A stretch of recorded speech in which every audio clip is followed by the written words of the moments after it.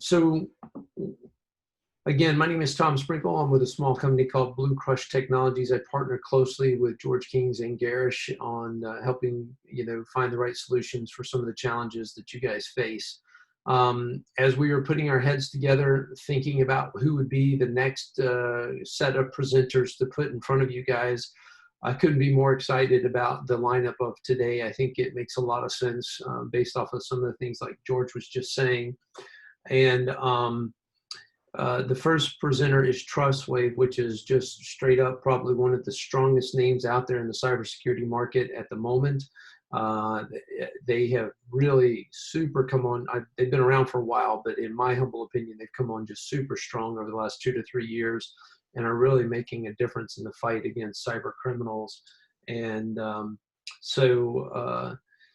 with no further ado, I will introduce Dan Cabrera. Dan is one of the chief people that I support, or that supports me rather, if I have a customer that calls me and needs to know, what sort of cybersecurity organization I trust the most. I call Dan and we start talking to him and engaging with him. So that being said, Dan's going to take it away. Just so you know, again, kind of the format is simply this, that we will give Dan roughly 30, 45 minutes to present.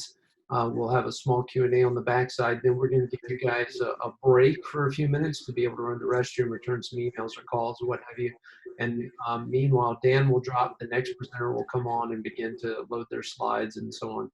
And then towards the very end, all the presenters, including myself, will drop off, and George and Garish can have sort of a one-on-one meeting with you guys. So anyway, that's where we're at. That being the case, Dan, it is your show. Take it away, my friend. All right. Good morning, and thank you, Tom and George and Garish and all the organizers, and certainly all you folks from the credit union industry. It's a pleasure to be here. I'm located in Southern California. My responsibilities are channel management. I work with partners like Tom and George and others to help facilitate their interaction with customers like yourselves and deal with the challenges that are ever present in this industry and all industries as relates to our computer systems, cloud systems, etc. The fundamental premise of today's discussion is to help you see the broad picture that cybersecurity is critical. You know this already, but it's something that becomes ever more critical as we become ever more digitally transformed, using resources across the whole continuum, on-prem, data center, and cloud-based solutions for our customers, our employees, our vendors, etc. And I want to make a fairly bold statement, but I think it's imperative here when we talk about cybersecurity. Trustwave is a well-established company, 25 years in the business, and really one of the premier and highly regarded companies out there to help you protect your assets. But I want to say this very bluntly, cybersecurity is per se not just an IT issue. It's not just a technology problem. It is fundamentally a business enabler. It's a customer satisfaction enhancer. It is a reputation protector. And really, in the sense of what credit unions are all about, it's a financial lockbox. It will protect. It will, done right, it will not only prevent, but it will remediate when things do go wrong, or somebody slips in from the inside or outside of your organization and starts running amok. So that's a very important distinction, as opposed to, in my view, just a technology solution, whether it's a firewall or any point solution. What Trustwave delivers is a broad set of services, software, and consulting that takes you across the whole continuum in your operations to manifest really great protection, but even more, the ability to remediate and fix, isolate, and stop the predators that are out there trying to get hold of your money, your data, your assets, etc. So this is a common occurrence, and we'll discuss it to some extent here. Let's see if my click will click, and we'll go on. Obviously, everybody in today's world who pays attention sees commonly that big boy companies, major name brand organizations, even federal government agencies are often getting attacked, and many oftentimes getting whacked by the threats that are out there.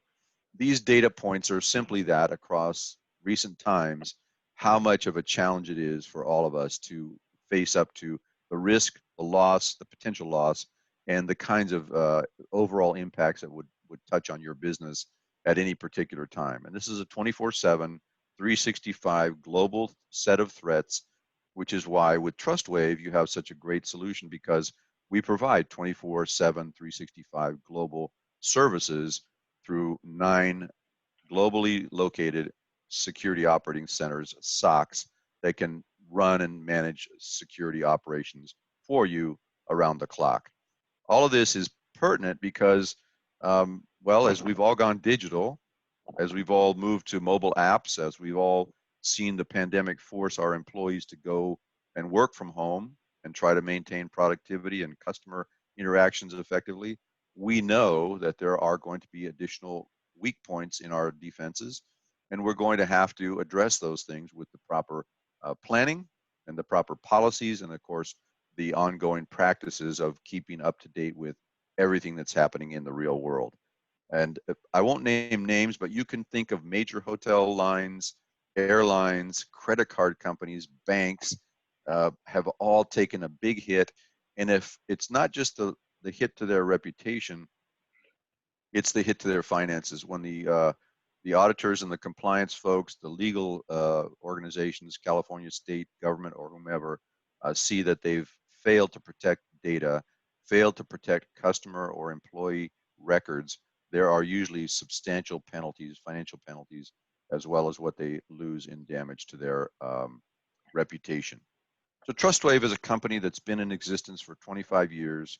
It's headquartered in Chicago, Illinois. It pertains to and belongs to a much larger company called Singtel, which is the major telephone company out of Singapore in the Far East. But we run independently, and we're managed as an independent unit that has this kind of footprint across all of the world. And it's a great company in terms of what we really do, which is solve and fix the situations that are common in cybersecurity areas across every aspect of cybersecurity except one. We don't do antivirus, all right? That's a technology that's still out there and probably useful on the desktop at home, but fundamentally everything else from the on-site, that is an on-prem data center or a cloud-hosted set of applications, we will help you protect those things with our staff and our experts around the world. The other thing that I think is important to call out is how well regarded Trustwave is in the industry. These are major analysts. They've all got reputations to hold on to in terms of their smarts, their analyses, their reporting, their consulting, their abilities to help really not only suss out who's the best of the best, but also to sort of lead the charge and help the industry at large be effective in recognizing and anticipating the way things are going to go, whether it's trends in cloud computing, whether it's trends in cybersecurity, whether it's actual practices in compliance management or audits and stuff like that all of us have to deal with in the industry that you're in. There are a bunch of very successful and good uh, recommendations about who are the best of the best. Trying to get my own picture off the screen there. All right, now I don't have to look at myself. That's great. But these are fundamentally things that you should, care about, I believe, because, well, you want to go with the best, and inevitably we've been nominated as leaders in various organizations' analyses, and this puts us in a very limited group of cybersecurity experts and people that you can and companies you can count on. The other thing that I'd like to share, and again, I may not be telling you anything you don't know, but I want to make sure it's clear that from the Trustwave perspective, we're here to make you successful and protect you from getting taken down by some of these bad actors. These are just a few that are out there. Malware is one that we've recently made a lot of news with in June of this year. We'll go into it a bit more, but malware is a very nefarious kind of silent but deadly killer that is slipped into your operations by a threat actor, and then it operates surreptitiously to get a hold of and control assets within your organization without you even knowing about it. And this is a particularly nasty one we'll bring up later called Golden Spy, originating in China. through legitimate tax software that legitimate companies had to install because it's required by doing commerce in that country. Likewise, something that I think most people don't equate with cybersecurity is compliance and data protection standards. We all know that in California in particular, but across the United States as well and around the world, there are discrete data sovereignty and data protection standards that have to be complied with and have to be able to stand up to the audits that legislative standards set for banking, for industries of all kind. And certainly in California, and I'm speaking, I think, to some of you that are operating here, um, the new CCPA standard came into law in California on July 1st. That particular standard is very onerous when it comes to failure to be in compliance with the standard of data protection there, and potentially runs into multi-millions of dollars in fines for failing to meet that standard, which became law on July 1st. And then finally, we've seen this in the last 6 months or 8 months now, whatever, since the pandemic really created a whole new reality for all of us, what I call the new paranormal within our uh, existence here economically. That's the work from home. We have certainly many of us, including myself, working from home and establishing, hold on one second, a spam call is coming in, which I would love to have uh, security take care of that for me. Um, Work from home introduces a lot of additional complexity and security gaps that are potentially affecting your organization as well. So regardless, what we do as a company is we provide software, managed security services, and the consulting professional services to address these and many other elements in the challenges that you face in your operations. Again, it's cybersecurity, yes, but it's all about enabling your business, keeping it operational, keeping it profitable, keeping your data safe, and protecting your employees and your customers from being taken down by the things that are out there in day-to-day operations. So if you look at the way things are happening in the industry today, it's apparent that we as organizations, and I'm talking about credit unions and all kinds of organizations, are expanded out from the typical or traditional data center or on-premise data office that you might have, and have moved out into the cloud, into mobile devices, into portals that are connecting you to vendors or suppliers or other elements of your ecosystem. And of course, your own employees working from home or working remotely, IoT, many other elements of today's computing environment means that these are an extension of the actual areas within which or upon which threat actors can attack and try to penetrate and try to get engaged with what you're doing and steal the elements of your business. Whether that's money, classic, where's the money? In the banks, let's go there. That's Willie Horton or whoever was the bank robber way back when. Or whether it's data, maybe it's intellectual property, maybe it's workflow process stuff. Who knows what's a competitive element that could take you down but enhance somebody else's situation.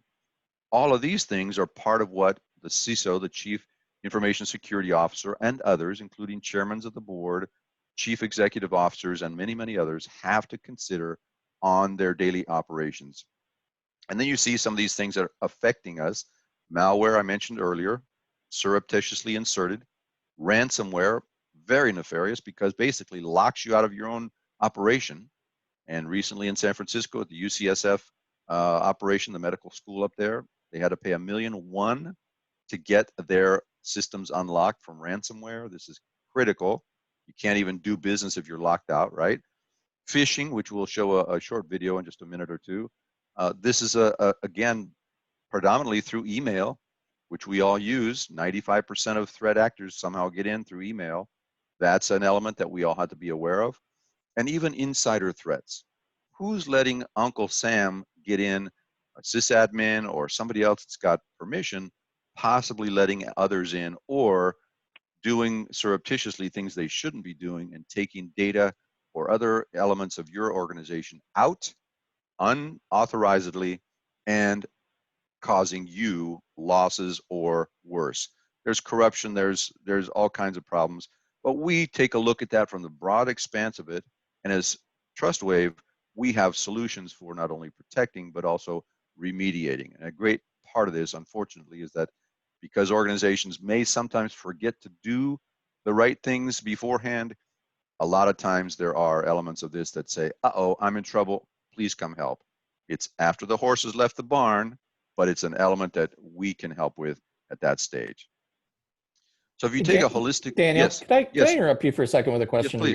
regarding ransomware? In Yes, your sir. experience, are companies just that bad at backups? Because ransomware is a relatively easy recovery if you're dotting your I's and crossing your T's on the system side of things. I'm just Good curious how question. we keep seeing all of these large ransoms paid for by companies that I would really expect to be more on top of their basic IT infrastructure.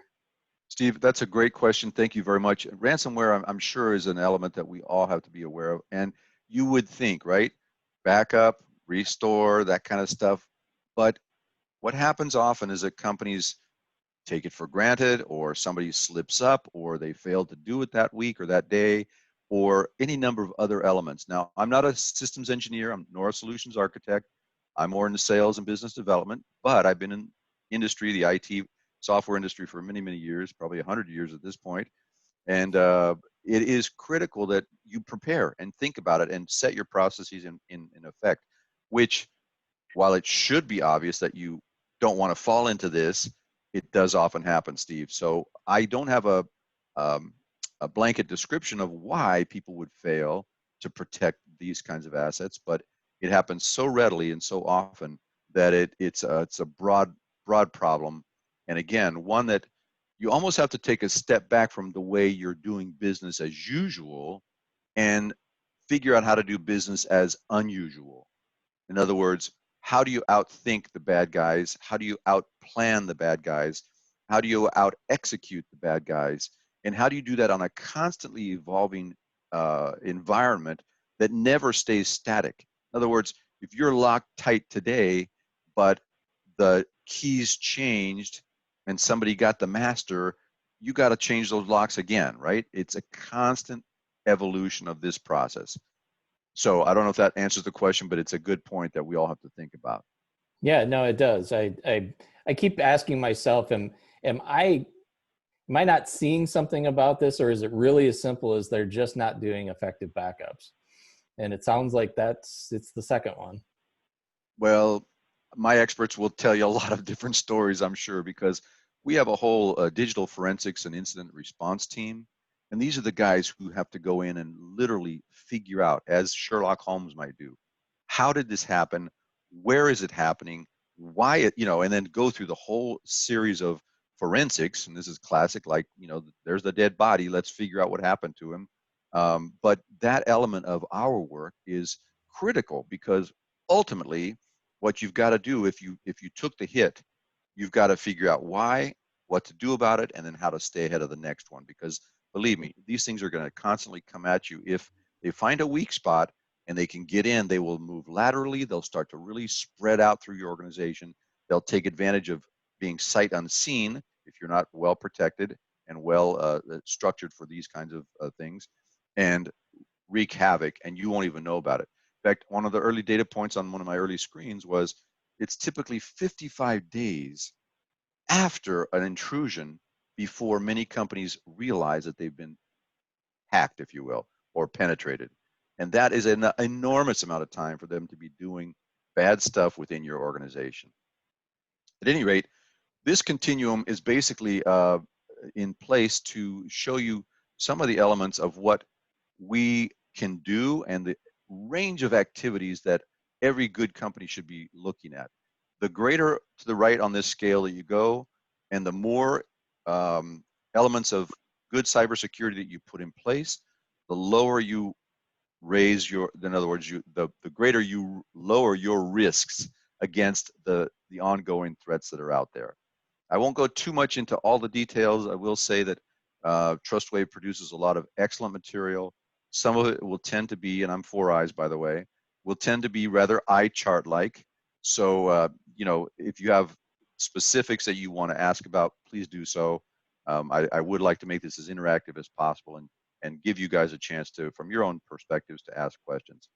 But we do it all, and we do help in the very far extreme here. If you go way out here on the right of this upper right quadrant here, we do this proactive threat hunting, and we'll talk about that, where we literally can go in and hunt down and find and exterminate or eradicate the threats that are insidious in the business today. See if I can get my clicker to work. All right. So now I'd like to run a short video. It's got scary music. So please, if you're you know, if you're don't take me seriously here. It's got a soundtrack that'll kind of get to you after 3.5 minutes, but it'll be over in 3.5 minutes.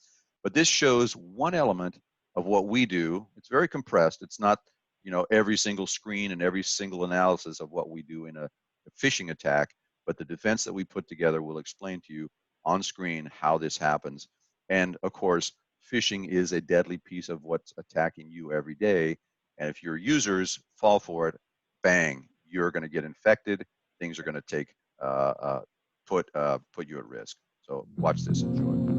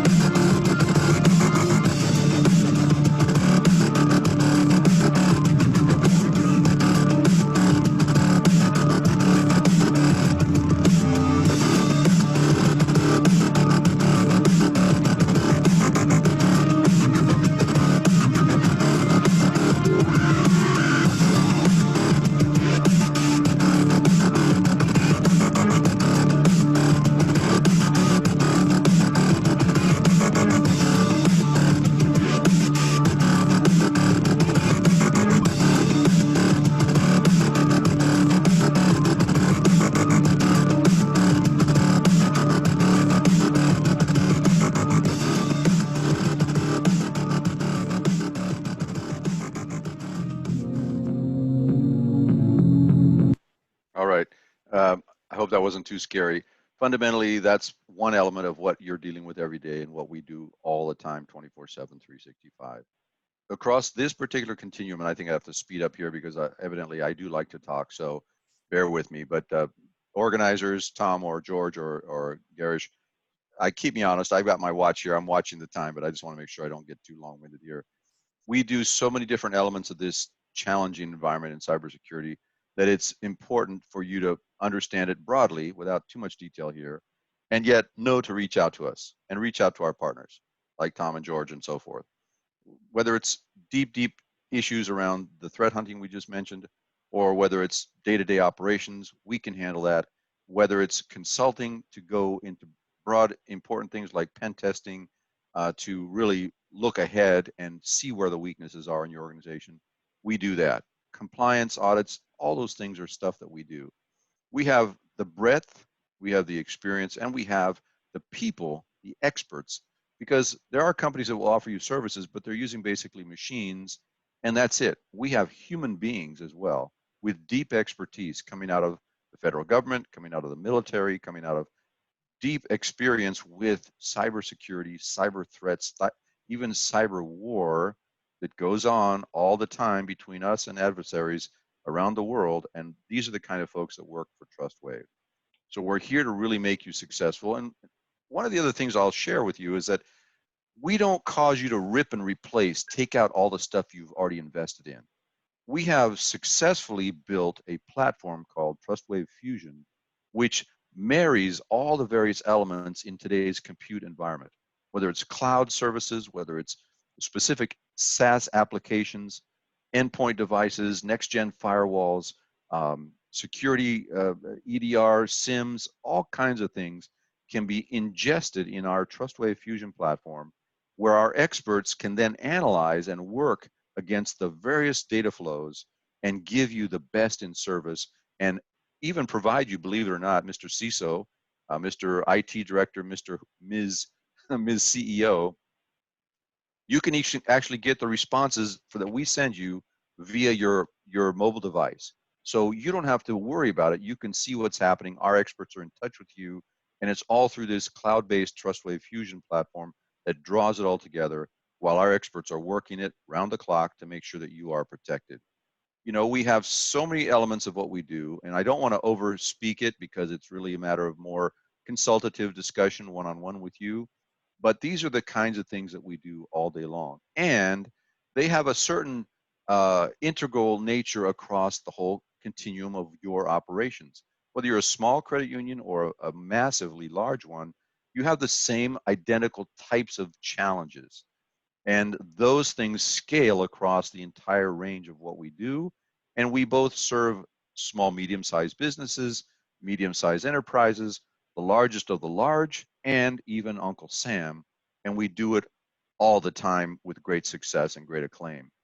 And, you know, part of our call to action, if you will, or our presentation card here is that we are fundamentally a managed security service provider. And that means that you can trust us to be your right hand or your right and left hand for round-the-clock services where you have shortage of staff or shortage of available hours, or maybe budgets are limited and you can't staff your own operations adequately 24/7.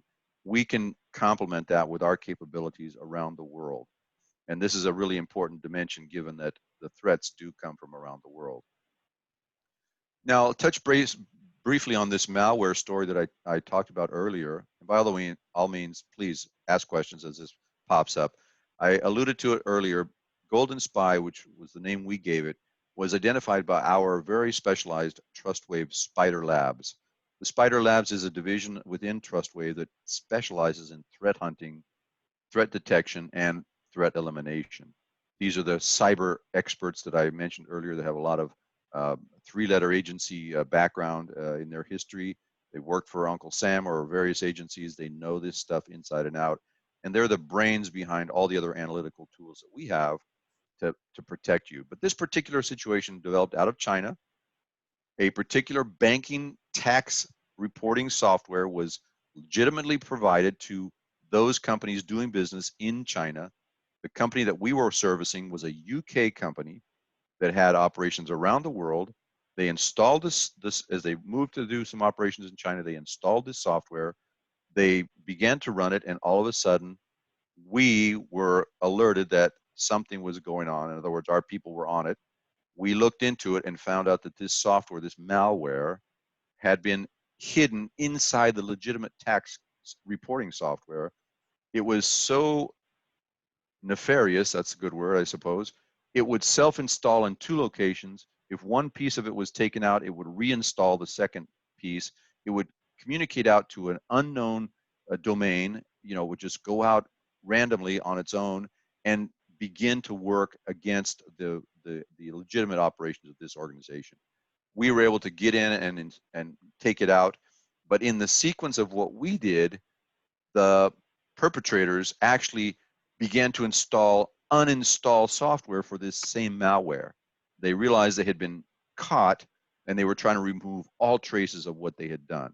So this is a very, very serious problem coming out of the Far East, and fundamentally just confirms what everyone should be thinking.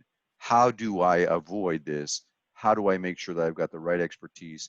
How do I get out of trouble before it happens? And that's the kind of thing that Trustwave does with the Spider Labs. We also do things that are important for everybody, and I want to stress this.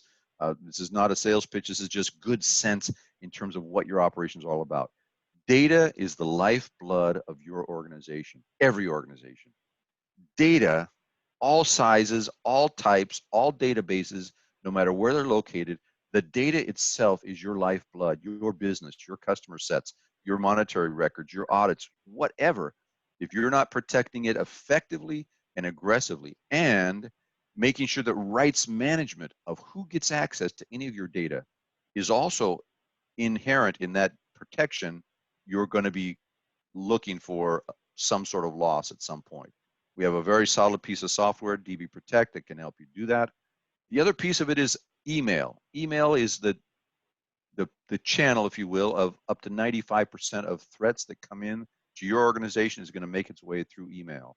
We have a very effective piece of software that will secure both inbound and outbound email and eliminate the things that are most of concern: viruses, phishing, etc., malware, and so on. So keep that in mind as you think about what you're going to be doing. You remember I warned you about the eye charts? This is one of them. But we do a broad range of consulting and professional services, and it really is, not adequate in this little short talk to give you all these details. But we do so much that it really is a question of how can we really add value at the top strategically, and at the middle operationally, and at the bottom where the customers are expecting the best of the best from you, and security in terms of their applications and interactions with your organization. We do a lot of stuff here that can really help keep you out of trouble and keep your reputation intact. I also want to make sure that you're aware that in this pandemic era, with so many folks working from home, we have made available quite a number of resources to help you as an organization and help your employees to be much more prepared for the kinds of challenges that are out there with cybersecurity and with working from home and so forth. We're all terribly affected by COVID-19. We all know that it puts us all at risk for health, but it really puts the health of our organizations at risk as well, because of the nature of people using a mobile device, a home Wi-Fi connected to a non-VPN protected or whatever, data center, and on. Even elements of what we do, which is to look at the whole ecosystem within your organization and give you a very clean penetration test across the entire stack. We do that all day long very successfully, economically very, very good value. And from the cloud app all the way down to the network level, we can give you all kinds of feedback and share with you where you need to make amends and change and update your security. Because at the end of the day, if you're not doing this as a regular prescriptive approach, you're going to have to go and do remediation. Somebody's going to get to you. So again, an ounce of prevention is always worth a pound of cure, especially when it comes to cybersecurity. So why would you protect your operation with Trustwave? Because we get the job done. Because we have the expertise and it scales to whatever your needs might be. Because of our expertise, we really know our stuff. Because we team with you, and that's important because your strategy is going to be complemented by what we know, and our expertise is going to add value to what you know about your industry and your business. And we know the systems that you're most commonly going to be engaged with, whether they're specific endpoint devices or network devices or cloud applications or on-prem situations, databases, and all kinds. We know how to do that and work with it, and there's no rip and replace. So you don't have to literally go in and take out a bunch of equipment and put in a bunch of new equipment. We're layering in these managed security services and other expertise on top and making it effective for you as you work in place to protect your entire organization. So from my perspective, I want to thank you all for coming today. It's great. I don't know what part of the country each of you is located in. I know one person from Seattle. Thank you for coming, Jeff. But I'd love to at some point, you know, share with you more information if you're interested. You can reach me on the information you see here on the screen. I'm here effectively to work with Tom and George and other trusted advisors to help make you successful with the solutions that Trustwave can offer. Carrie is an enterprise sales rep here in Southern California, who also is engaging with Tom and George to help you understand everything we do on a one-on-one basis. Everything's virtual these days, so we want to see you on the screen with your beautiful faces and your happy smiles before the incident happens, right? And certainly after we've remediated, if that's what happens. But I'll invite any questions that the audience might have at this point.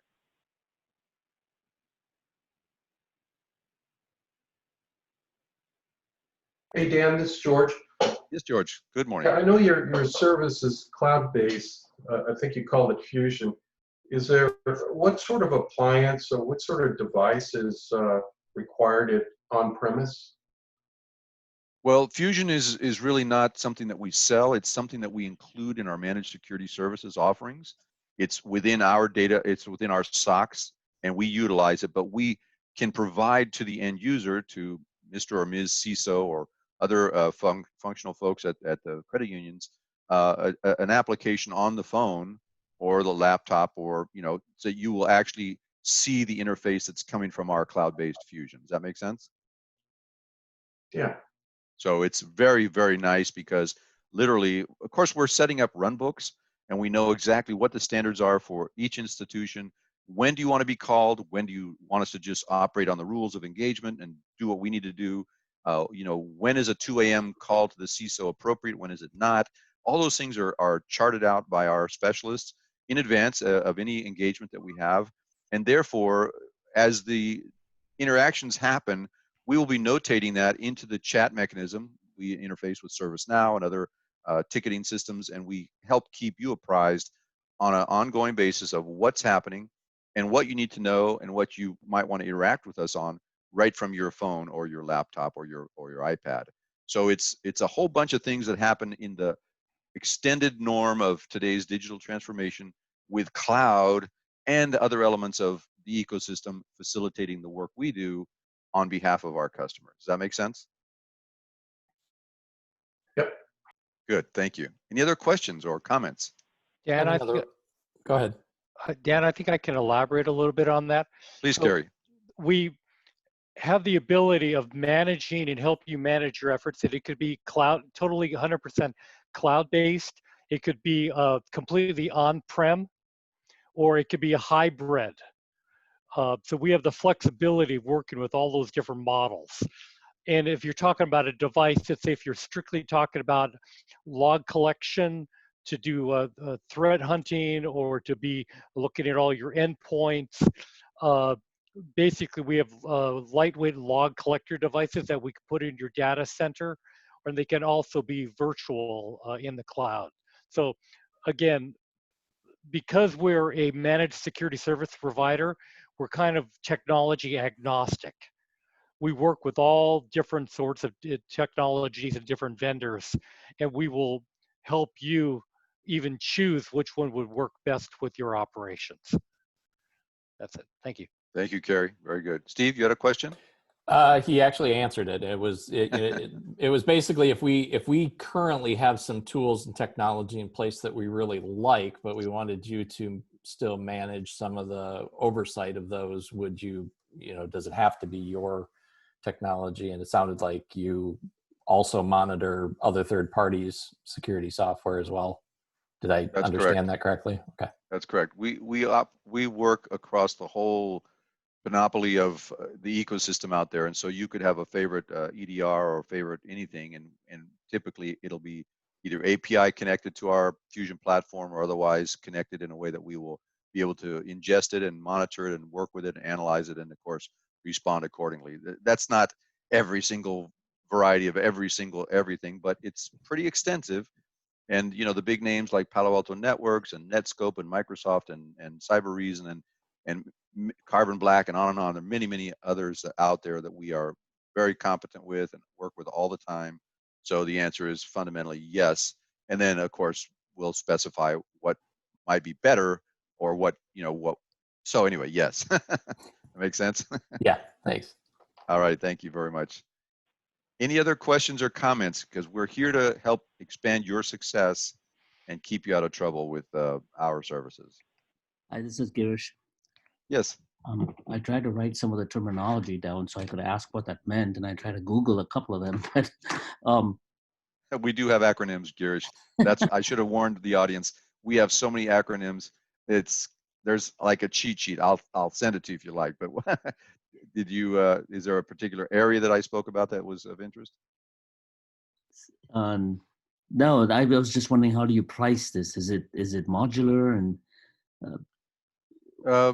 well, it's again a broad range of solutions and services, and pricing is typically done on the topology to some extent of what the services are, how broadly we're going to be tracking. In other words, if you have 100,000 users, that's different than if you have 5,000 users, right?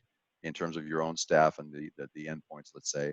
And it's also a matter of how many hours of work might be associated with something as discrete as a penetration test. Again, if you want to go from the entire stack down or just network penetration testing, that's very basic, very economical. You go all the way up to the applications or to the SaaS or the cloud, and that gets broader.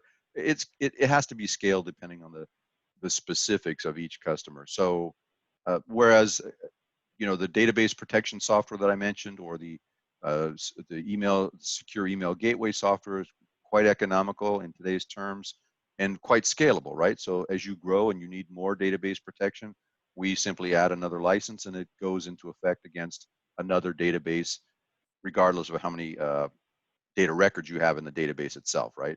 And that can be open source databases, it can be proprietary databases, it can be ERPs and the Oracles of the world, it can be stuff that your own staff has created out of open source Linux or whatever. So we do it all, and really it's just a matter of getting very specific with what a customer's needs are. Does that make sense?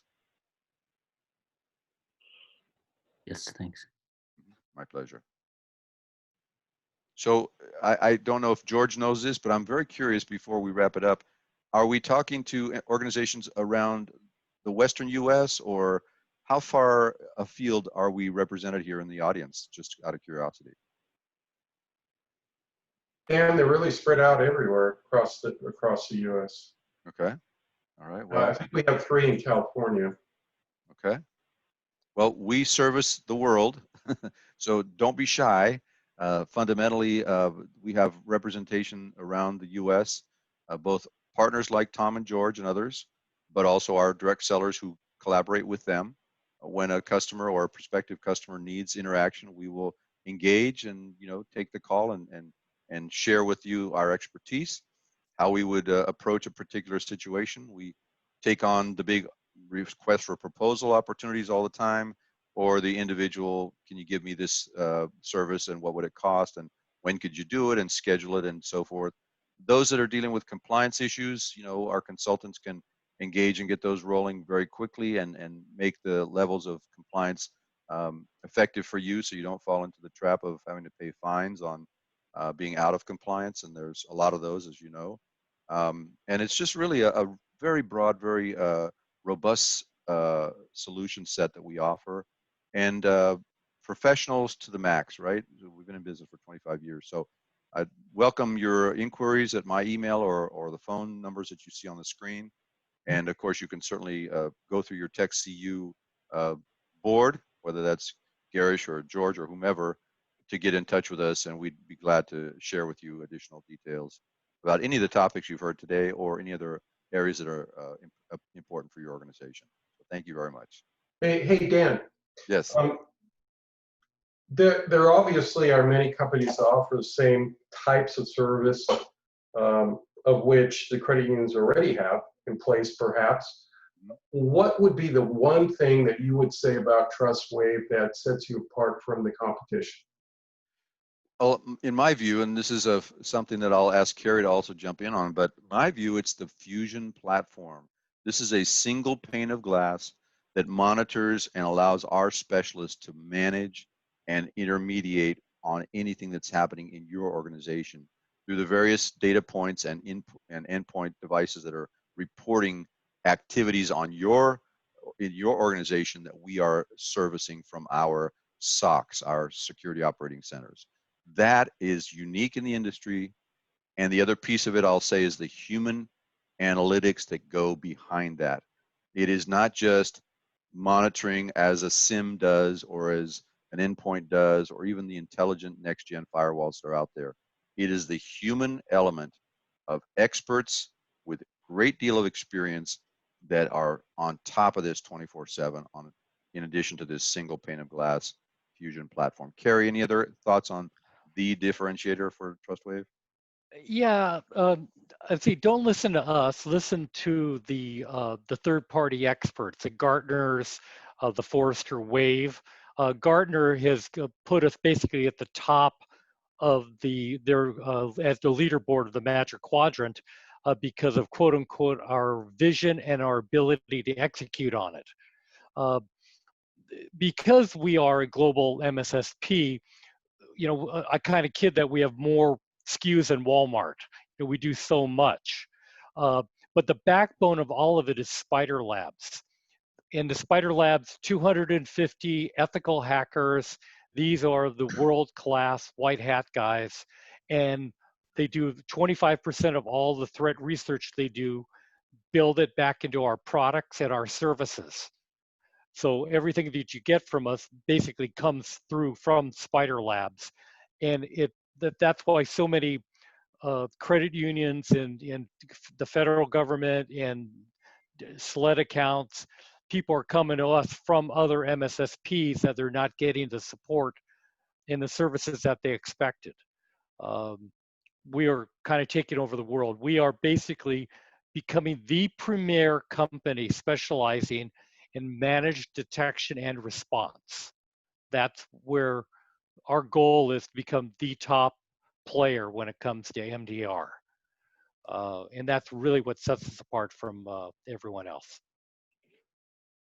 Okay, thank you. Our pleasure. Well, thank you all very, very much on behalf of Trustwave, on behalf of Tom Sprinkle, George Kings, Garish, Shah, and everybody at the Tech CU. It's been a pleasure. Invite me back sometime, but most of all, get in touch with us and we'll help you out. Thank you very much. Have a great day and stay safe out there. Great, thank you very much. George and Tom, so everybody just stays on? Yes, correct, Garish. Everybody can take a little break. I've got the next presenter coming on at the top of the hour, and we were going to, have them start a little bit later, but we'll get going. Knowing that everybody will have a break, we'll probably get started about 10:05 if that's okay. Yep, that's fine. Is that okay with everybody? Anybody have any questions? You have the contact information. It's either Dan or... No questions.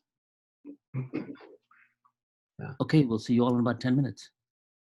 Everybody just leave your session going. I'll leave the bridge up, and we'll get started in a few minutes.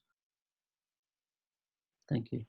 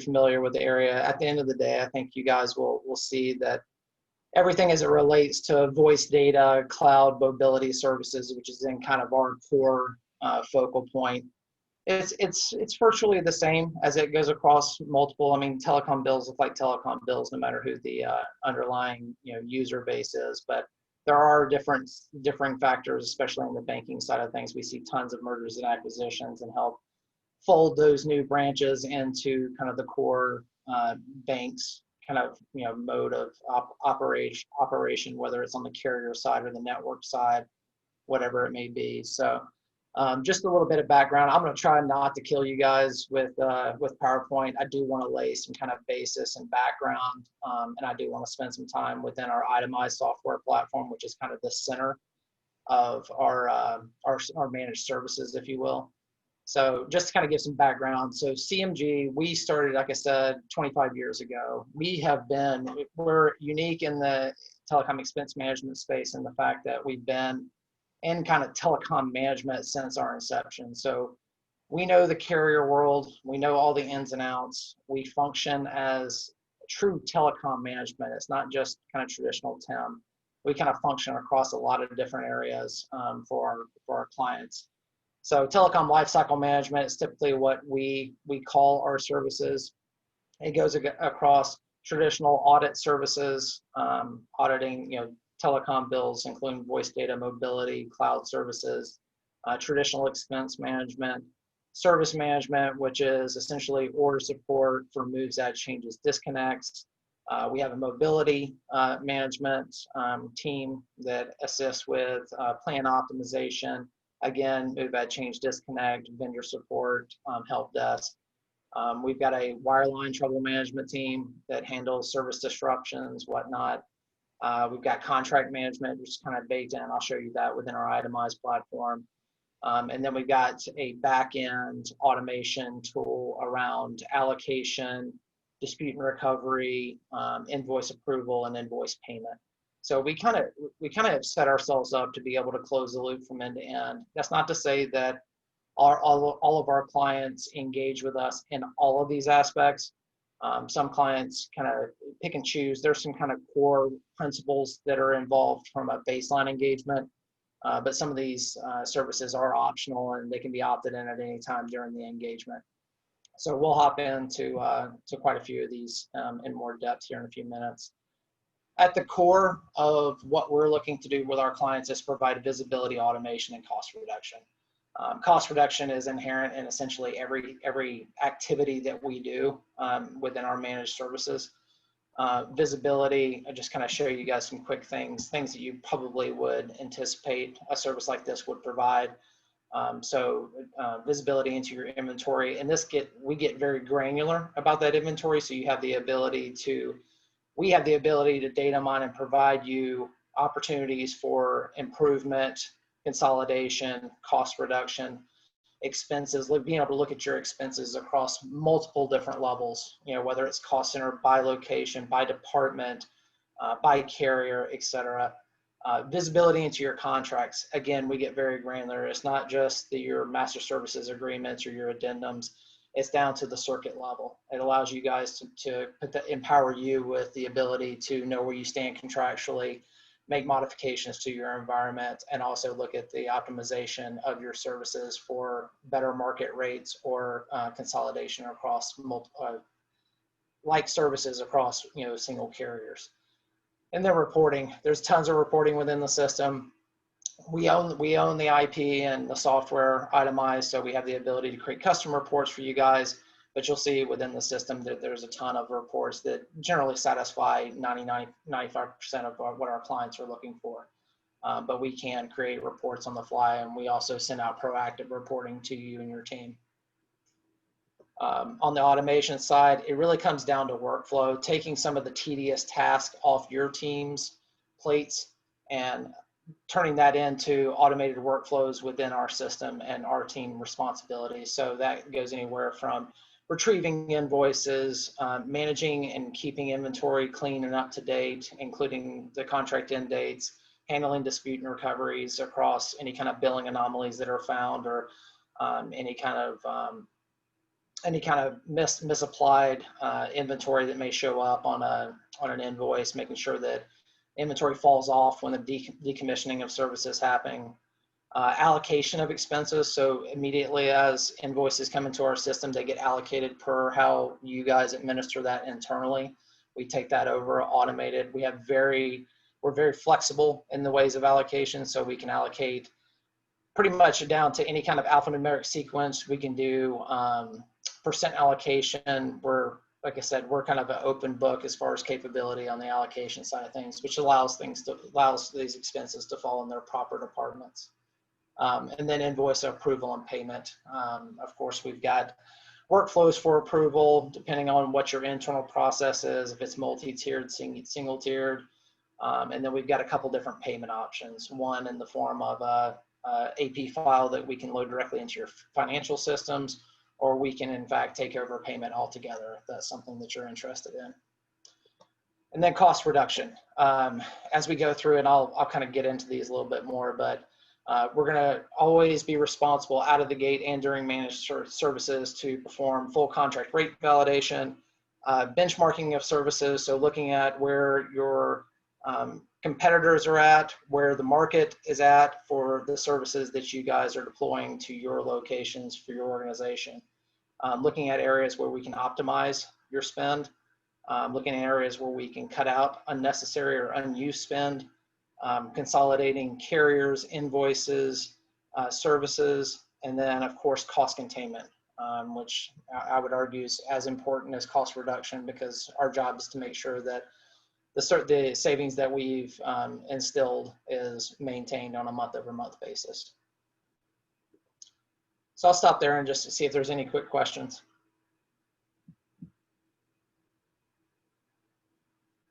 Okay. So an engagement with us pretty much comes in two different phases. The first phase being the implementation phase. So what we're looking to do is create three kind of core baselines: the inventory, expense, and contracts baseline. Our team is going to be wholly responsible for gathering all the invoice data, carrier invoice data, and carrier contract information that we will need to populate these baselines. The inventory baseline is going to be services by location, by service type, by carrier. We're going to break this down to every individual component. Once we build that inventory baseline, the only activity we're going to ask for engagement from your team is to do that inventory rationalization, because what we're looking to do at that point is determine, here's all the services you're being charged for today. Are these services that you need? How are they being used? Is there anything that is disconnect eligible? Okay, so it's really a sanity check across the inventory to make sure you have everything that you need and you're not spending any money on anything you don't need. Spinning off of that, we build out the expense baseline. So the expense baseline is going to be all the monthly recurring charges that are associated with that inventory. What we're going to do with that is a full contract rate validation. Our team will go out, gather all your carrier contracts that you have that are currently in place. We'll compare the negotiated rates up against the actual invoice rates, make sure that there's no discrepancies.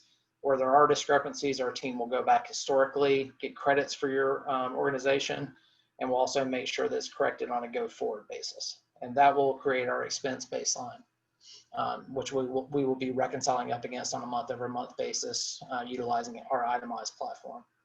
And then the contracts baseline kind of comes in twofold. Contracts baseline is going to be a full repository of all your active contracts, so managed services agreements, addendums, service orders, anything that's relevant to your environment. And it's also going to include the contract end dates at the service line item level. So for every business line, every circuit that you have sitting out there, our team's going to go out and make sure that we've got the corresponding contract end date for those services. This will be the makeup of what our contract aging report is, which will let us and you know what services are coming out of term in the next 3 months, 6 months, what's already expired, what's coming out of term the next 3 months, 6 months, 12 months, et cetera, because that starts to create an action plan to make sure that you're never in a situation where you're in month-to-month rates or tariff rates. You're always constantly in the best market rates and also taking a look and seeing what other alternative technologies are out there or opportunities to consolidate similar services across disparate carriers and be able to pull them together from a volume discounting standpoint. In addition to those 3 baselines, we're also going to do a full process review and kind of understand how are you guys doing some of the activities today internally, so we can determine, okay, you guys have online access to invoices today. In some cases, other cases, you're still getting paper invoices. How are you guys submitting and tracking orders? So how do you handle your procurement, your move, add, change, disconnects? How do you handle dispute and recovery? How do you handle your allocations internally, approval for invoices and payment for invoices? So we look at all those things to understand how you're doing it today, and then we conform our managed services around what you guys are doing. Of course, we got best practices that we'll kind of walk through along the way. Our goal is to take as much of this stuff off your plate as you choose to, right? The big thing is making sure that we have defined on-ramps and off-ramps, so we're not looking to totally disrupt what your current process is. We're looking to enhance it and to automate it wherever it makes most sense. As soon as we get complete with all of that, which is usually about a 6 to 8 week process, we're ready to move into managed services. So managed services, kind of day 2 is CMG retrieving all of your invoices. So we'll set up online access to all the carriers that you operate with today. In the event that there's not online access available, we'll make sure we have access to any kind of paper invoices. If you get email PDFs, we'll make sure we get in that email distro. The whole idea here is to take the onus off of you and your team and making sure that we have checks and balances that every single invoice has been received and that it's been pulled into the itemized platform.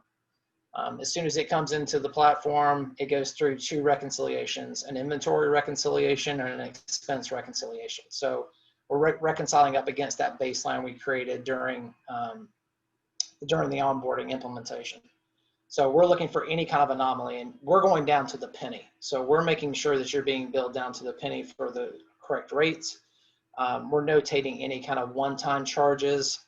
It could be an equipment charge. It could be an install charge, whatever it may be. But we're going to overly scrutinize every single charge that comes in to the system that's on that invoice. We're also going to get involved either wholly or partially in the MACD component of your business. So as you guys make any modifications to the environment through moves, adds, changes, or disconnects, we have a full team that can take that over completely for you guys, just based on requirements that you may have internally, or we can get plugged into your current process. Point being is that we want to make sure that the inventory is clean. So as we're notified proactively what's going on with any changes materially, we can either have that prepped and itemized and be on the lookout for those changes to be reflected on the invoice. It's also a checks and balances on the back end. So if something goes out of the policy that we've created from a MACD standpoint, the system's going to reject it because there's not a baseline component already for that line item. So if a new circuit was ordered, we weren't aware of it, it went outside of the process that we had put in place, it's going to show up and it's going to be unidentified in our system, and then we'll come back to your team and validate that it is authorized. If it's authorized, we'll recalibrate the baseline and make sure it's got the proper allocation tied to it. We've got a contract for it. We've got the rate validated MRC, so on and so forth. In addition to the reconciliations, we also have, like I mentioned, a contract aging report, which will be sent out on a monthly basis. Again, this is to proactively look at where things stand contractually to make sure that things don't need to be renegotiated. Again, look at alternative carriers, lower cost solutions. We'll also are going to send out a weekly variance report, which will have all of the reconciliation items that were identified documented. So it'll lay out what the variance is, the amount, what the expected amount is, what the actual amount is, and then what's the reason for the discrepancy, either up or down. And then it'll also have what the resolution, the path to resolution is. Did our team already open up a dispute, a billing dispute with the carrier? Have they reached out to your team for validation? And we keep track of all that information. And then on the back end, as I mentioned, there's the AP automation. So we'll have all the cost allocations loaded into the system. So again, immediately as the invoice comes into the system, it'll be allocated. It will go through its proper workflow for approval. And then at that point, the two options of us sending over that weekly AP file that goes into the accounting system, or our team will take responsibility for cutting checks directly to the carriers on your behalf. And then last but certainly not least is the reporting. I mentioned a couple of reports in the contract aging and the weekly variance report. There's also 60 some odd, almost 70 reports in the system now that range from executive summary level reporting down to various invoice and inventory, and then of course the ability to create custom reports on an as needed basis. So I'll stop there before we hop into itemize and just see if there's any questions. Chad, this Yes. is George. I think you mentioned it, but when contracts expire, do you help to renegotiate the contract? And if so, what is your approach there? How do you do that? Yeah, absolutely. So when we build out the initial contract aging report, that's going to start to create a roadmap on where things stand contractually with all the services that are in scope, right? So the first place we're going to attack are things that are either already expired or services that are coming out of term in the next, say, 3 months. At that point, what we look at is what other clients are paying for similar spend, size, scope for those services.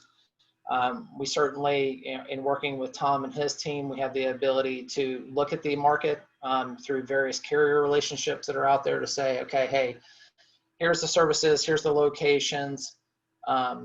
Let's see what the market's yielding for these services and put it out to kind of informal bid, if you will. And then there's, of course, always the option to renegotiate with the incumbent based on what we've seen from different types of volume discounts and stuff like that. So it kind of gets into contract management / renegotiation, optimization, and benchmarking kind of rolled all into one activity, if that makes sense. Okay, good. Thanks. Mm-hmm.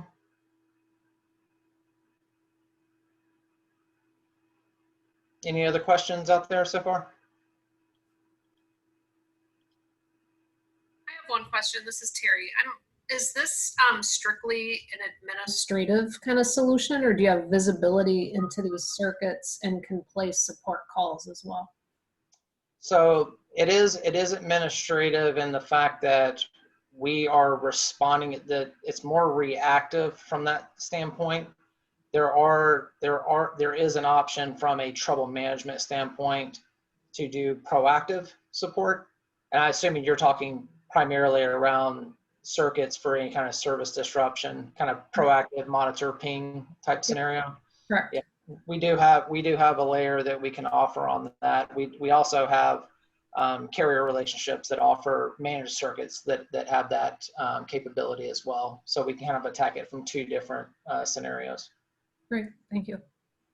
Just to kind of add on to that, it is not uncommon for us to request utilization reports, and actually some of the online carrier billing portals that we get access to, some of them are more robust than others, and they do offer utilization activity. So if you got a suspicious circuit that you're not sure if you need or not, we can either obtain that through the actual portal itself from the carrier, or we can reach out to the carrier and get utilization kind of studies for the last 3, 6 months, etc. Great, thank you, Chad. Yes, absolutely.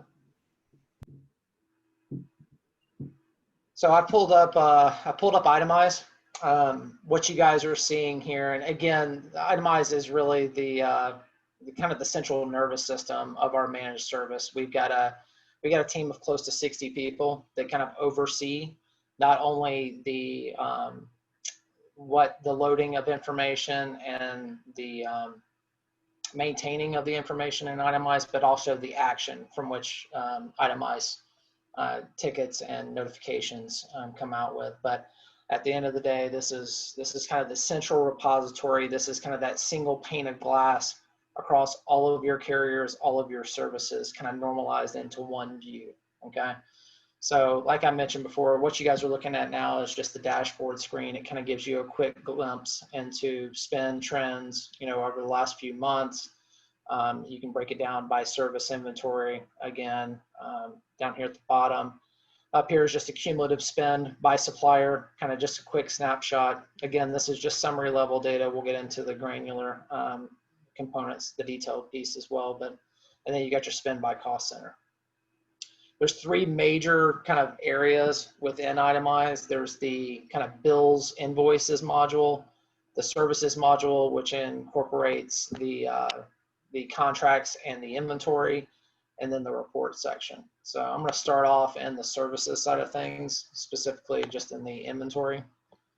Again, all this information is loaded and maintained by our team.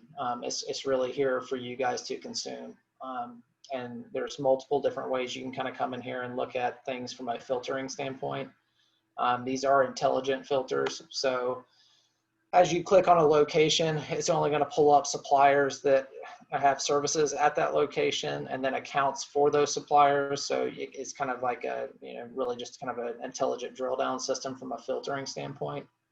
On the back end, this is where all the kind of details broken down. And again, this is at the service line item. So this particular one is for a single business line, single analog business line out there. But a lot of the same fields are applied no matter what the service type is.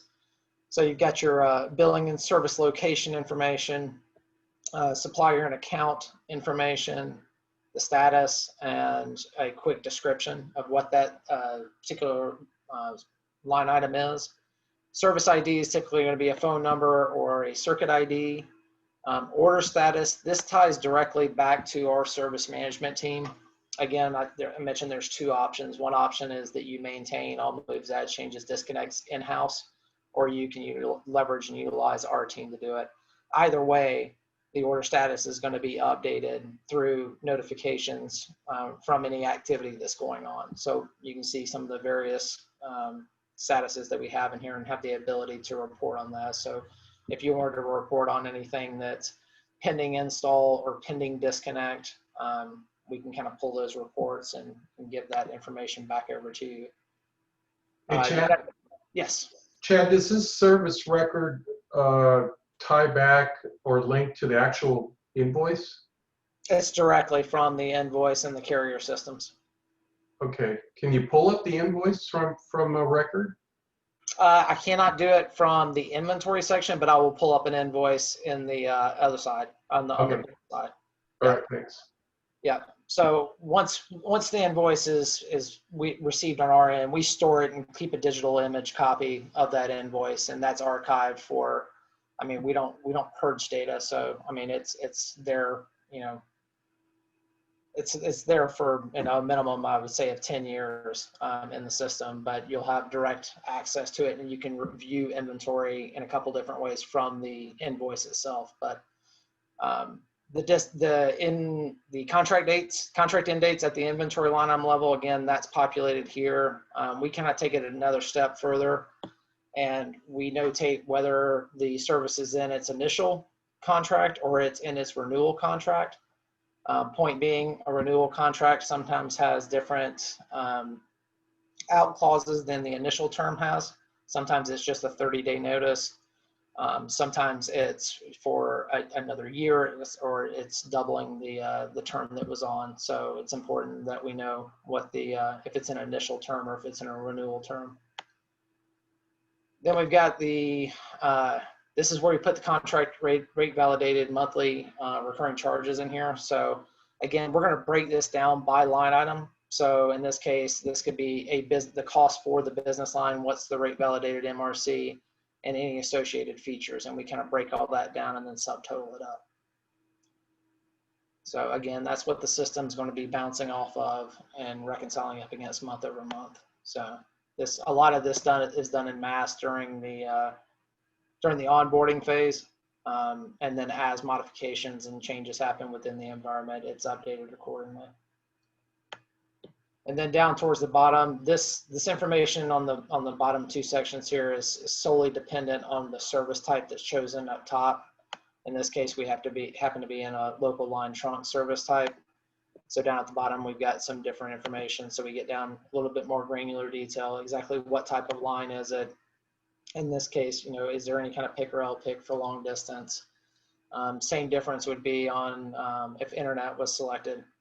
Then you'd have additional information like you can load your IP address information, or you can, what type of internet is it? Is it fiber? Is it copper? Is it, and then what the port speed is for that particular service. So just adding some additional information in there.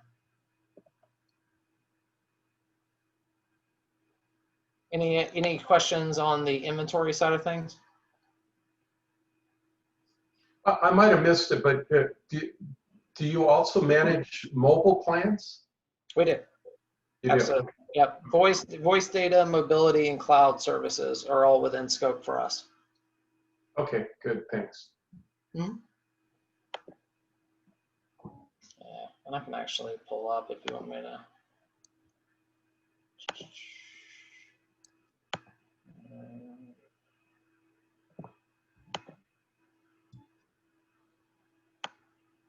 So there's some additional information. If I pull up wireless, you get your plan information, you got the device information, user information. It can all be built out in here as well.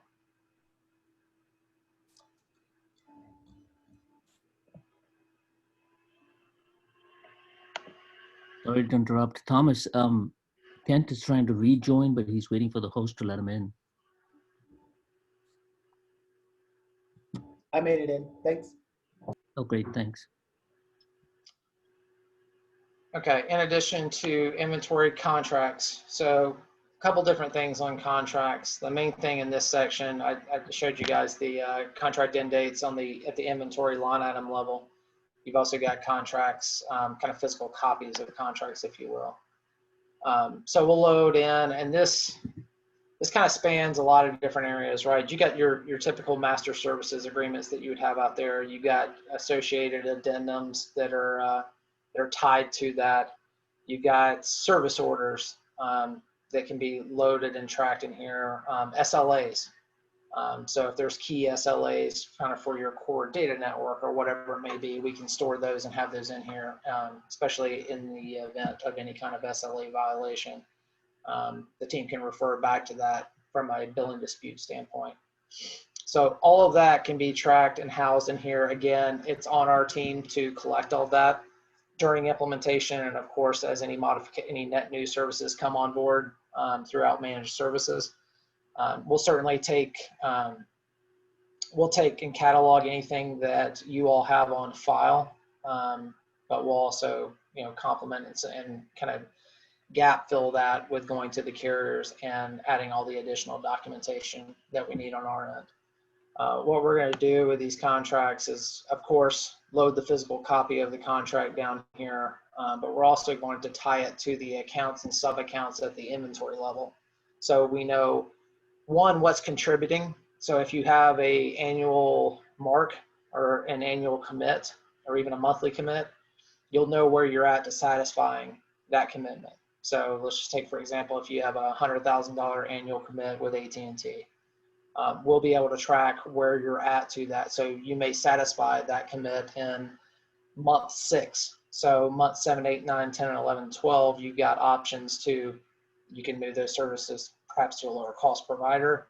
You can look to make modifications because you've already satisfied that commitment. We're also going to track what the date is on those contracts. Now, obviously the MSA contract end date and the actual end dates of the physical circuits themselves, unless you've negotiated a coterminous agreement, aren't always going to match up, but nonetheless, the T's and C's of that MSA at some point will need to be renegotiated. So we're going to track the beginning and end date of that actual contract. We can also mark off if it's got an auto renewal clause in it, and then we can also build out a notification at your preference. You know, whether it's 3 months, 6 months, a year out. It can send the system can send an auto email to that user saying, hey, you've got this contract that's coming out of term. This is also going to be complemented and supported by the contract aging report that we send out on a monthly basis, but it's just, again, another mechanism, another notification system to stay out in front of some of your larger contracts. Then we can put any kind of notes, in the contracts field as well. If it's specific to, if it's tied to a specific service location, we can pull on that as well. Any questions related to contracts?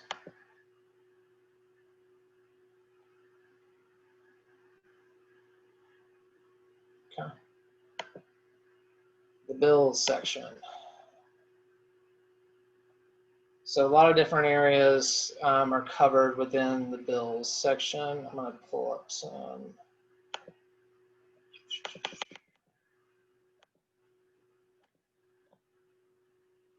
So like I mentioned before, each and every invoice is going to be brought into the itemized system and broken down accordingly.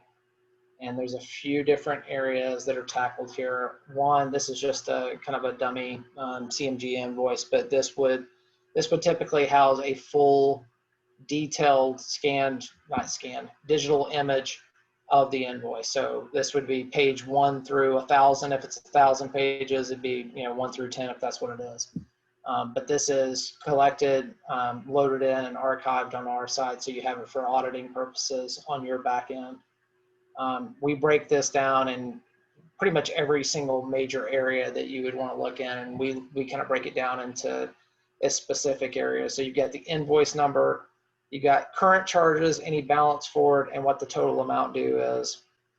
You got various dates in here. So you got the actual invoice date, what's the due date, and when was the bill received and entered into the system. You got a history tracking of that invoice, so you can see if it's flatlined. Pretty much if it's a fixed fee invoice over the last several months, if it's got some volatility because it's got a measured rate component to it, just kind of a quick tracking on that. And then you got the payment details in here. So if we're paying the invoices on your behalf, of course all this information would be populated by our side. If you guys are making the payments, a lot of times what we do is have a bi-directional communication where we load all this information in. This is helpful in the event that there are late fees charged to an account that shouldn't have been, because we have all the payment information. We can go back into the system and directly dispute it based on all of the factual details that we have on the payment piece. And then you got the cost allocation. So again, the cost allocation, it can get as complex as you want it and as simple as you want it. But we have the ability to administer it just like how you're doing it today. A lot of times clients will see the flexibility, and instead of dumping all the carrier charges into the IT, GL bucket, it allows you to kind of get it out and extrapolate it out to the specific departments from a P&L standpoint. And then towards the bottom, this is really a scrape of all the kind of major areas that are within the invoice itself. So you got, of course, your monthly recurring charges, any prorated charges, any late fees. OCCs are one-time charges and credits. So we pop that, or I'm sorry, other one-time charges and credits, yes. One-time charges and credits. So this can be, again, these are typically NRCs. So these are install fees, these are equipment fees. These are things that kind of stand out from the norm as far as any kind of contractual language, if you will. So our team overly scrutinizes those just because they don't line up with a rate validated MRC. So we go through and make sure that all of those charges are valid and authorized. You got the usage component. So again, that could be on the broadband side, or it could be on the voice side, but we'll track any kind of metered usage. And then you got your surcharges, taxes, and fees. And then of course, any credits that have been applied to that invoice. So this is really kind of gives a quick snapshot of this, ever how many pages invoice this is. It kind of gives a quick snapshot of that on the bottom for you guys. And then of course you got the variance over here, and this would be what the expected what the expected MRC was versus the actual. And that's also laid out within the weekly variance report as well.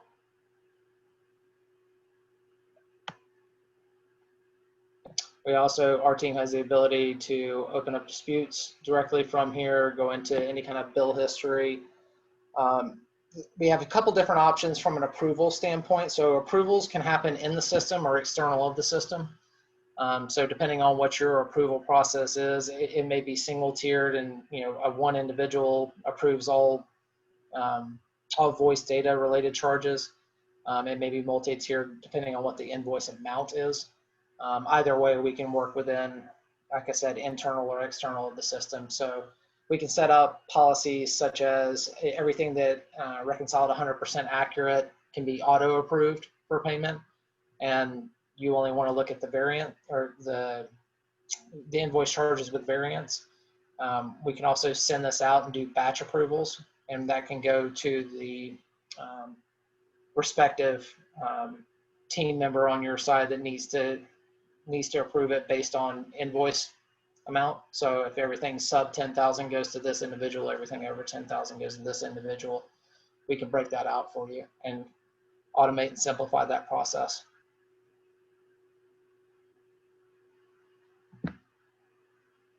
Any questions as it relates to invoices, kind of managing or administering? Chad, this is Tom. I wanted to jump in and ask one or two quick questions. One, everything I'm seeing here is just brilliant, right? I mean, it's so great. But to me, the way you get to the brilliance is all the upfront work that has to go into getting all this stuff loaded into the system. Can you talk a little bit about your implementation or rollout strategy and what kind of time investment that may look like? Yeah, I had mentioned it earlier about the kind of 3 core baselines that we create. At the end of the day, when we look at this, and like I said, a typical implementation takes 6 to 8 weeks. And of course, there's variables involved with that. It depends on size, scope, access to information. Some of it has to do with just timeliness and response from the carrier side for information that we must obtain from them. At the end of the day, though, out of that 6 to 8 week period, 95% of the time and effort is going to come from our side. Really, the only time and effort that we're looking for on the client side will be in that inventory review, because you guys know your inventory and what you need and don't need better than we do. Our job's to lay out what you're actually being billed for. So we need assistance with you guys making heads or tails of what's valid or invalid or subject for disconnect. And then the second piece to that would be looking at things from a process standpoint, as far as letting us know what your allocations are. Getting access to invoice data is some effort. It's different client by client. Some clients have online access to some, if not all, of their invoices. Others are still purely in a paper environment. Either way, we'll bridge that gap and get you where you need to. So access to invoice data, we'll have you sign letters of authorization. Some of them are carrier specific. Others can be just a general LOA that allows us, it allows us access to records, not to make administrative changes, just allows us to get access to invoice data and contract data on your behalf. So I would say out of that 6 to 8 week period, you're looking at probably 5 to 10 hours of effort on your side from the client's perspective. So we've kind of gone through this and refined this quite a bit over the years, just to make it as least intrusive as possible to your day-to-day, knowing that you guys obviously have other responsibilities, and we're looking to take that off your plate as quickly and as painless as possible. I appreciate that. That was a good answer. On another note, kind of turning to what can we expect for that time investment, for your time investment, for the money investment, what do you guys typically see as sort of a return? I mean, how mismanaged is, telecom expense in most organizations? Are you to a point where you have sort of a rolling average or no? Yeah, it depends. I mean, I don't want to. I'm certainly not not trying to be dodgy at all. It really just depends on a couple different things. If it's a solely wireline environment, we're typically seeing on average about 10 to 11% in savings. If it is an environment that includes wireline and mobility, we're typically seeing around 17 to 18%. And depending on how those are weighted, obviously you can see that the savings that's identified can be weighted differently as well. All that being said, and we haven't really talked about how we bill for our services. Right. Our services typically, we don't charge as a percent of spend. I mean, we have the ability to, but we're starting to see the market and clients really like the fact of having a predictable cost to this managed service. So we typically operate in more of a flat fee. But if you boil that flat fee down to a percent of spend, a lot of our counterparts operate on it can be an arbitrary percent of spend for this type of service. So typically the market range is between 2% and 5%. And those variables include what services are being included and what's the size and scope of the client's environment. So if you boil that down, we're typically, I would say, on average, we're like at 2.25% of spend is where we're at for this service. So if you look at 2.25 of your spend for this type of service, and again, this is modifiable depending on what size of the client, the size and scope of the client. If you look at 2.25% for a cost, and we're looking at, let's call it conservatively 10%, you can see the ROI Sure. is in your favor quite significantly. Sure. Super. Thanks, man. Yeah.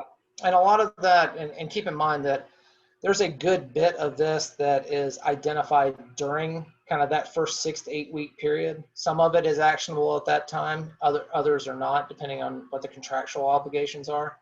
So you're typically going to see that return on investment, I would say at a minimum inside the first 12 months of the engagement.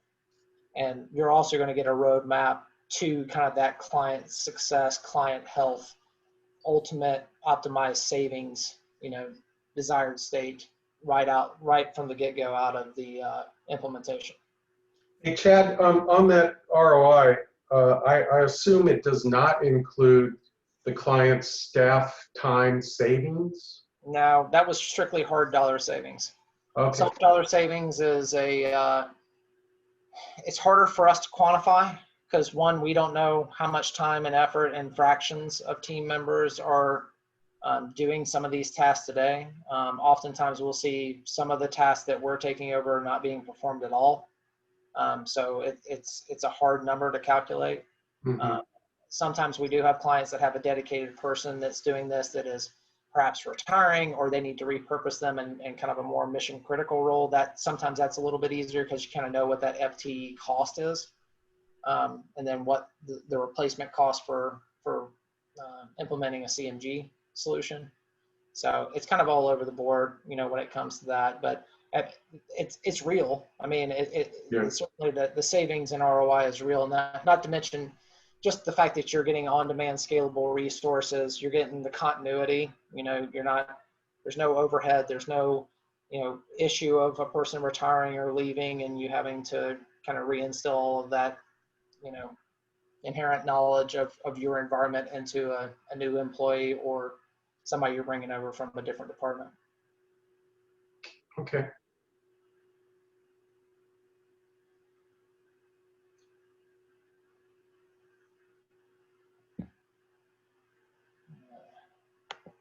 Any other questions? I'm going to hop into the report section. I know we're coming up on time here.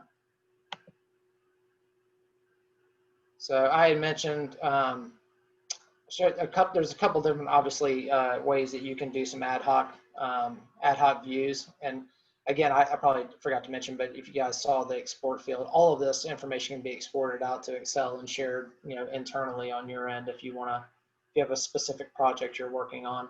It's also just as easy to send an email or make a call to anybody on your designated account team and let them know what you're looking for, and they can pull the report together and send it over to you. But you guys will have access to the itemized system.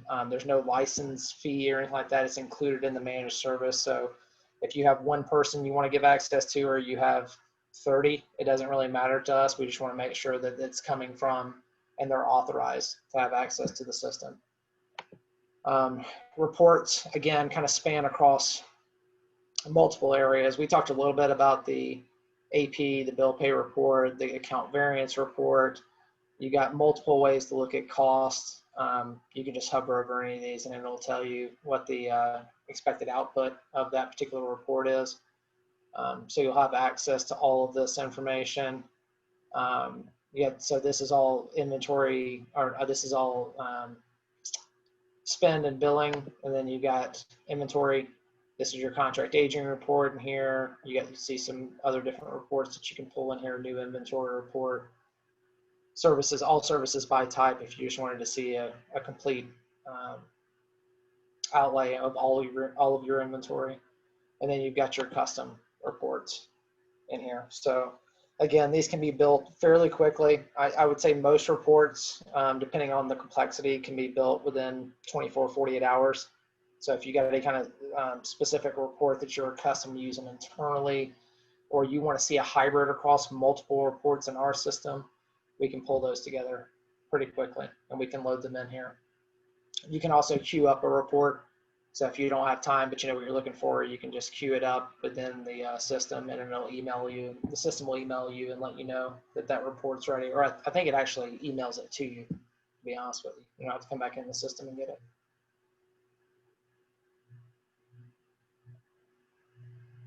And the only other thing that I wanted to bring up, Tom, I can't remember if you brought this up or not, but there's a global search function in here. So let's just say if you're coming in and you have a partial circuit ID or a partial phone number and you're trying to get some information on it, the system's going to go through and scan every single module, every data field within the system. So let's just say, okay, yeah, this is the master account number I was looking for. Let me look up all the inventory that's in that particular account. And then you can pull up all that, or you can pull up the actual invoice itself. All right. So there's very quick ways to maneuver through the system. Again, you have access to it. This is a fully managed service, so you have an account team. We've got a whole host of people that are here to support you, but you'll also go through an orientation, training of the system at the tail end of implementation, just so you're familiar and comfortable with how to navigate through the system. But a lot of times what we see, most clients will reach out to us and say, hey, I'm looking for this. Can you send this over to me or find out what's going on or provide me whatever detail it is I'm looking for. Chad, thank you very much. This is Tom. Jumping in to ask for any last questions. Again, George and Garish and I thought this was a very amazing platform, and I thought it was really timely for you guys to maybe take a look at your budgets or your cost centers and seeing what you can do to maybe show your higher ups that you're being proactive in managing your department, trying to save money and be good stewards as much as possible. So any closing questions for Chad? Any thoughts? And was this kind of exciting or provoking for you guys in any way?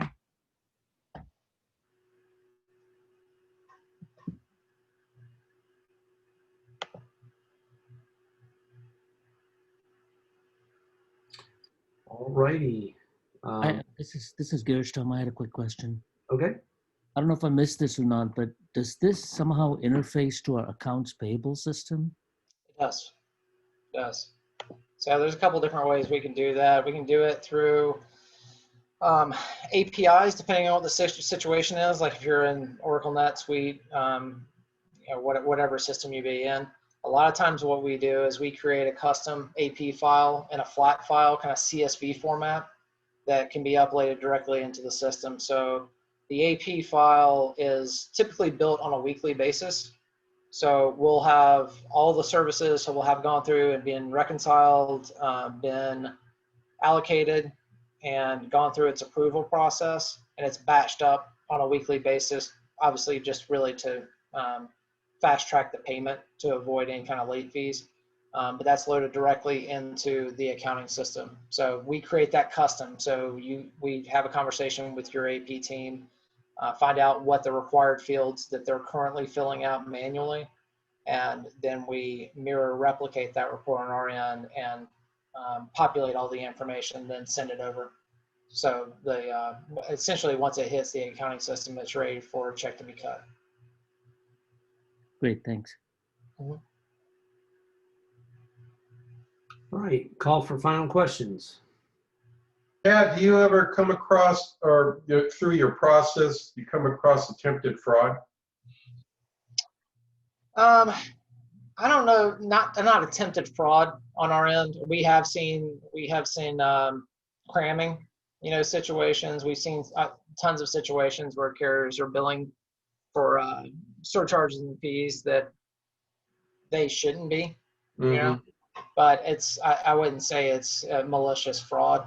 It's more or less keeping them honest and removing things that a lot of clients don't know that they shouldn't be spending, or just happen to overlook it because maybe it doesn't stick out as a big ticket line item. But these small things can obviously add up pretty quickly. Yeah. But the checks and balances that we offer, just through the sheer visibility of what we do, allow for any of those types of situations to happen, right? Even situations that maybe there's a centralized kind of sourcing procurement process that's in place, but an individual goes rogue at a specific location and orders services, then we're going to catch that, right? Because we're going to see that it came through, and then we're going to find out if it's valid or not valid, because we don't have a record in the system for it. So there's a few different ways to kind of catch things like that. All right, Chad, we're gonna bid you farewell. Say thank you very much for your information. This session was recorded, so we'll push it out to some of the other credit unions that weren't able to be here. And we will also make sure everybody has your contact information as a follow-up if they wanted to book any one-on-one time and things like that. Maybe, anyway, that's obviously the best case scenarios where they have more questions and want to talk to you one-on-one. So. Cool. Absolutely. Well, thanks guys for having me. Everybody enjoy the day, and let me know if I can help in any way. Good deal, man. Thank you, my friend. Thanks, guys. Okay, once again, credit union members, we're actually going to take a little 5 to 10 minute pause here. I've got the next presenters queued up and ready to go. So I'm going to let them in and kind of get them up and running, and then we'll get started here at 11:10. Does that sound good? 10-minute bio break or email break. They're all probably complaining they don't have coffee and soda and morning snack. Yeah. I have it. I just had to pay for it. All right. Next year. So it's our new norm. And that's just touching right there. That was the vulnerabilities. When you look at the user experience issues, again, we're seeing new concepts like VPN rationing, where only certain employees are allowed on at certain times. So there's just a lot of both security issues and user experience issues that VPNs are not holding up for demand. So, and why is that? And why do you and your peers have a need for a different solution today, and why software-defined perimeter? So here's what's going on. IT has changed and security has not. Long gone is the time where there was a perimeter where the four walls of the office were, that was where the network was and what people needed access to. Now with everything as a service, things in the cloud, hybrid, the perimeter is gone, and it's even been further obliterated with the pandemic. And in the past, that security was built around networks and not users. And so the problems that has led to are over entitlements. For example, with a VPN, a user gains access. They have access to everything on the network. So you've got a broad attack surface, you've got insider threat, you've got outsider threat, and just a whole host of issues that are going on. And so how do you solve for that? A better way is AppGate software-defined perimeter, which is a zero trust solution. I'm not sure if you guys are very focused on zero trust, but it's the concept that was developed by Forrester. It's really taken off in the last few years. And it's the idea that you don't trust anything coming into the network and you continuously verify. And again, that's a paradigm shift from a VPN where you would connect first and authenticate second. So what software-defined perimeter does, it reinvents security. It goes beyond the outdated perimeter security model. It eliminates default trust. It reduces the attack surface and reduces insider and outsider threat. So that's kind of where we are. And how is it different? It's identity-centric. So it's based on the identity and not the IP address. It has live entitlements. So it's real-time access, it's dynamic and context-aware. And then it's got a segment of one, so fine-grade entitlement, so that users only have access to the resources they need. So let me give you an analogy. So when you think about checking into a hotel, which most of us aren't traveling now, when we used to do this, when you go to a hotel, you could look up that hotel online before you got there. You could walk into the hotel and, you know, if you wanted to, you got there early, you could sit down in the lobby, you could go to the bar. Then you would show your credentials. You would get on the elevator and you could see that that hotel has 30 floors. And you're maybe on the 12th floor. You get off on the 12th floor, you could see every room on that floor. And if somebody left their door open, you could walk right in. So let's replay that scenario. That we just described was what really goes on with the VPN. If you replay the hotel scenario with software-defined perimeter, you couldn't look up the address of the hotel online before you got there. You have to show your credentials before you get access to the hotel. You may or may not have access to the lobby bar or the lobby based on your entitlements and your permissions. If you get on the elevator, you would only see your floor. You have no idea how many other floors are there. And if you get to the 12th floor, you only see your hotel room. All right, and then I want to share this one, and then I swear we'll shake it up and we'll send it over to Robert. So this is how we have helped this is actually a Fortune 500 bank in the Midwest. And their problem was they wanted to improve security. They also wanted to improve the user experience. They were using Cisco AnyConnect VPN. And they did a POC, and they ended up selecting AppGate. They started with 100 users. Now they've signed with us and they have 3,000 users using it. And a big piece of that was the user experience. Logging in via AppGate SDP is transparent to the user. It's easy to get on. They don't get kicked off, and their users loved it. And that really helped them make the decision that it not only provided security, but a much better improved user experience. Okay, so with that, we do have a special offer for you guys today. We have a 14-day free trial, and I'll throw it over to you, Robert. Excellent. All right, let me go ahead and share my screen. All right, we gotta go over here. Just.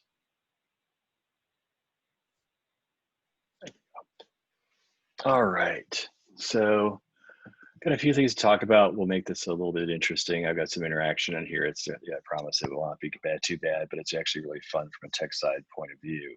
So as Tamara had said, AppGate SDP is a software-defined perimeter. So for us, we deliver in software. We have two primary components. We have the client that installs the user's end device, and we also have a multifunctional appliance. Word lost me there for a second. So let's talk about the client real quick. We have several different clients that are available to install. We work with Windows, Mac OS, Linux OS, Chrome OS. We can work with iOS and Android devices on mobile. The clients are publicly available for download off our support page. They're available for Apple Store, Google Play, and the App Store. So you can get those clients out to your end users very easily. They push really well because they're native to the operating system. So, and we also have some onboarding techniques that we can do once the collective is built to distribute the client out to the end users as well. So since we're a software-defined perimeter, one of the other things that makes us nice and unique is that since we're not a multi-tenant cloud routed model, When you purchase a platform, it's yours, you own it, you can deploy it as you need it to fit your business. You don't have to worry about sharing any of the space with another user or another company. So it's yours to manage as you need to see fit. So appliances. Now we use the term appliances really because of the type of functions that they perform, but it's really a software instance, a virtual instance. I would say probably 98% of our customer base leverages our virtual instances. They're using them in cloud or on-prem if they have a hypervisor. We do have physicals available if needed. Sometimes for compliance, a physical hardware piece is needed by the customer. So we do have those available as well for purchase. The nice thing about the virtual instances, we don't charge for them. So you're free to deploy as many instances as you need to cover your networks and tighten up your security position. So from a multi-functional appliance, we have two primary roles that I'm showing on the screen today. The security guard icon here is our controller role. That's really the brains of the operation, or from a security perspective, that's your primary decision maker. That one controls access, it does authorization, it does authentication, it reads resources from the directory structure and assigns entitlements out to the end user. Down here we have the gateway, and that's your primary enforcement point. What that does is it sits in line between the client and the resources that you want to protect, and as close to those resources as possible. So it really truly captures and controls the ingress of packets into your environment.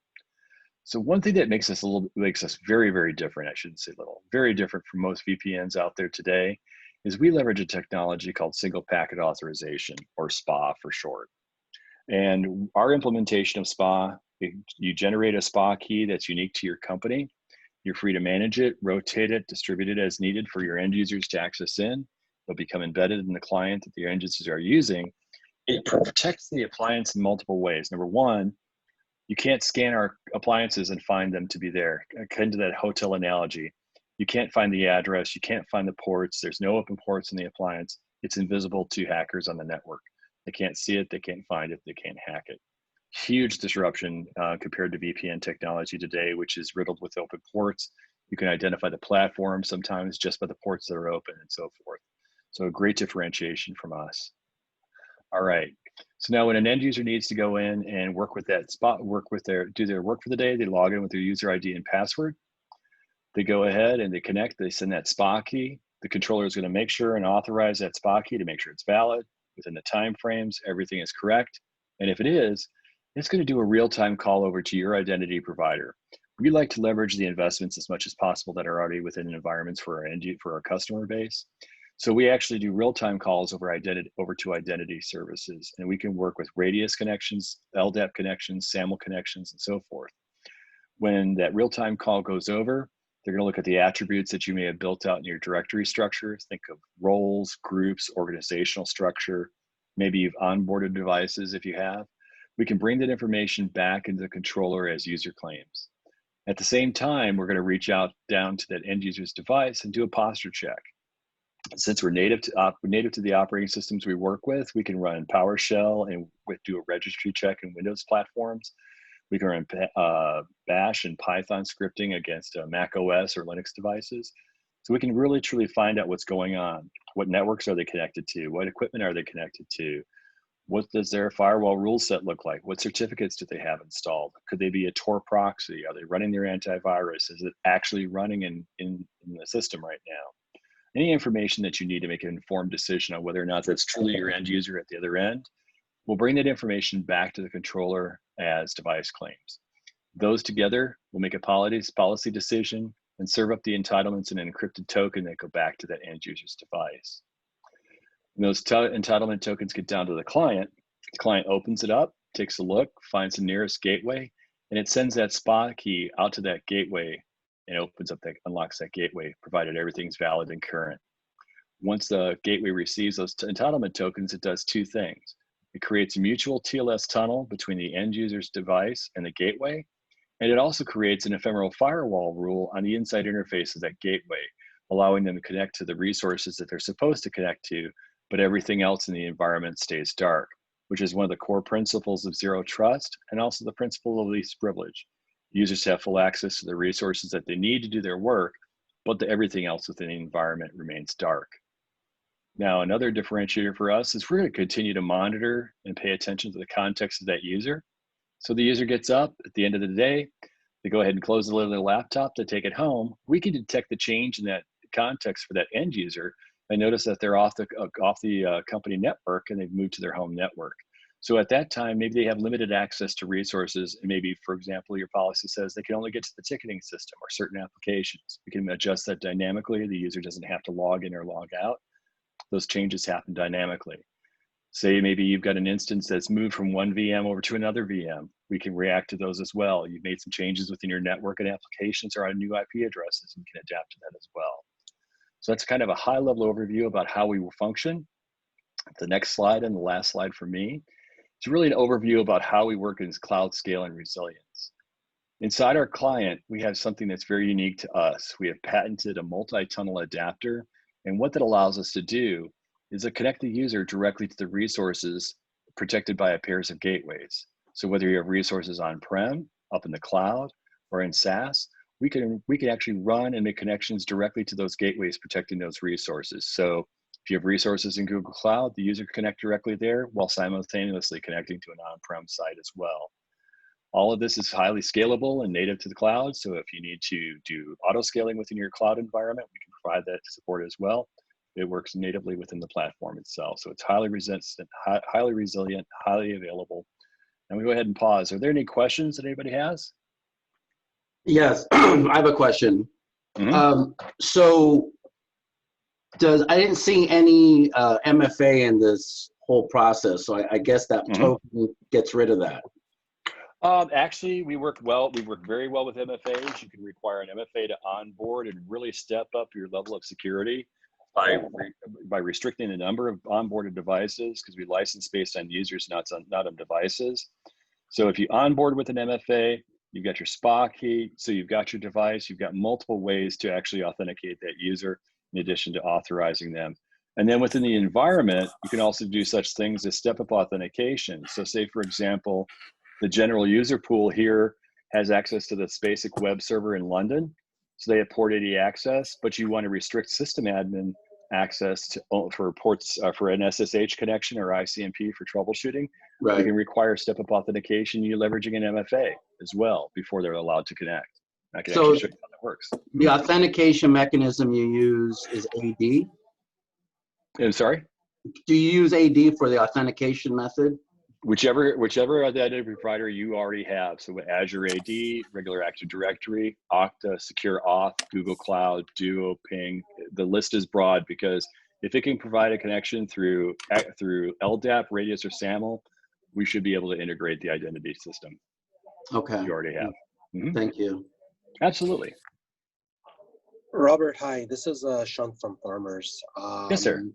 So we are a Citrix-based shop for our end user clients, but we do use VPN more for vendor access into the systems or just core connections and things of that nature.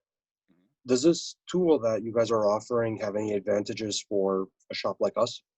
Absolutely. So it's more on the network side, not on the end user side. We're not traditional VPNing or anything like that. Absolutely. So with Citrix and multi-user environments, we really have two ideas that we can go with. Number one, connecting to the platform itself if you want to confirm the identity when they're getting to your Citrix farm and your gateway. Or number two, and this is one other thing that's been great within our platform, is we actually have a multi-user and client that is designed to be installed in Citrix type platforms or RDP scenarios. What that does is it sits within that environment. Each individual user gets their own instance of the client, so they have to log in and credential privileges at that point. Some other platforms don't have the capability to separate that out. We do, so each user session is encrypted and tunneled to the gateways as well. So does that help answer that question when you're looking for a multi-user environment? It does, Makes thank sense? you. Yep, absolutely. totally. Anybody else? I'm sorry, I have one more question. Of course, go ahead. Network access control, how is that embedded, or does that work with your system? So think of it this way. In your traditional network access control platforms, a user has to plug in, get a MAC address, the system finds out who they are, they have to provide some so they're already connected, then they need to authenticate, Once they get authenticated, they're released into your network and you can go about accessing what they need to do their role. We kind of are concerned about that because the first thing that you're doing is giving them a layer 2 connection and eventually a layer 3 connection. We're kind of, if you could almost consider us a NAC on steroids. And what I mean by that is we just go about two basic principles. Number one, we protect your resources with gateways. Nobody can get past those gateways to get to resources. Number two, you have to authorize and authenticate first before you're allowed to connect. So if you're on-prem, you still go through the we can do the same posture checking and everything else, but we rely on the platform, the authorization tokens, and the SPA key and the authentication before we let users have access to any of the resources that they need. So the network's completely dark.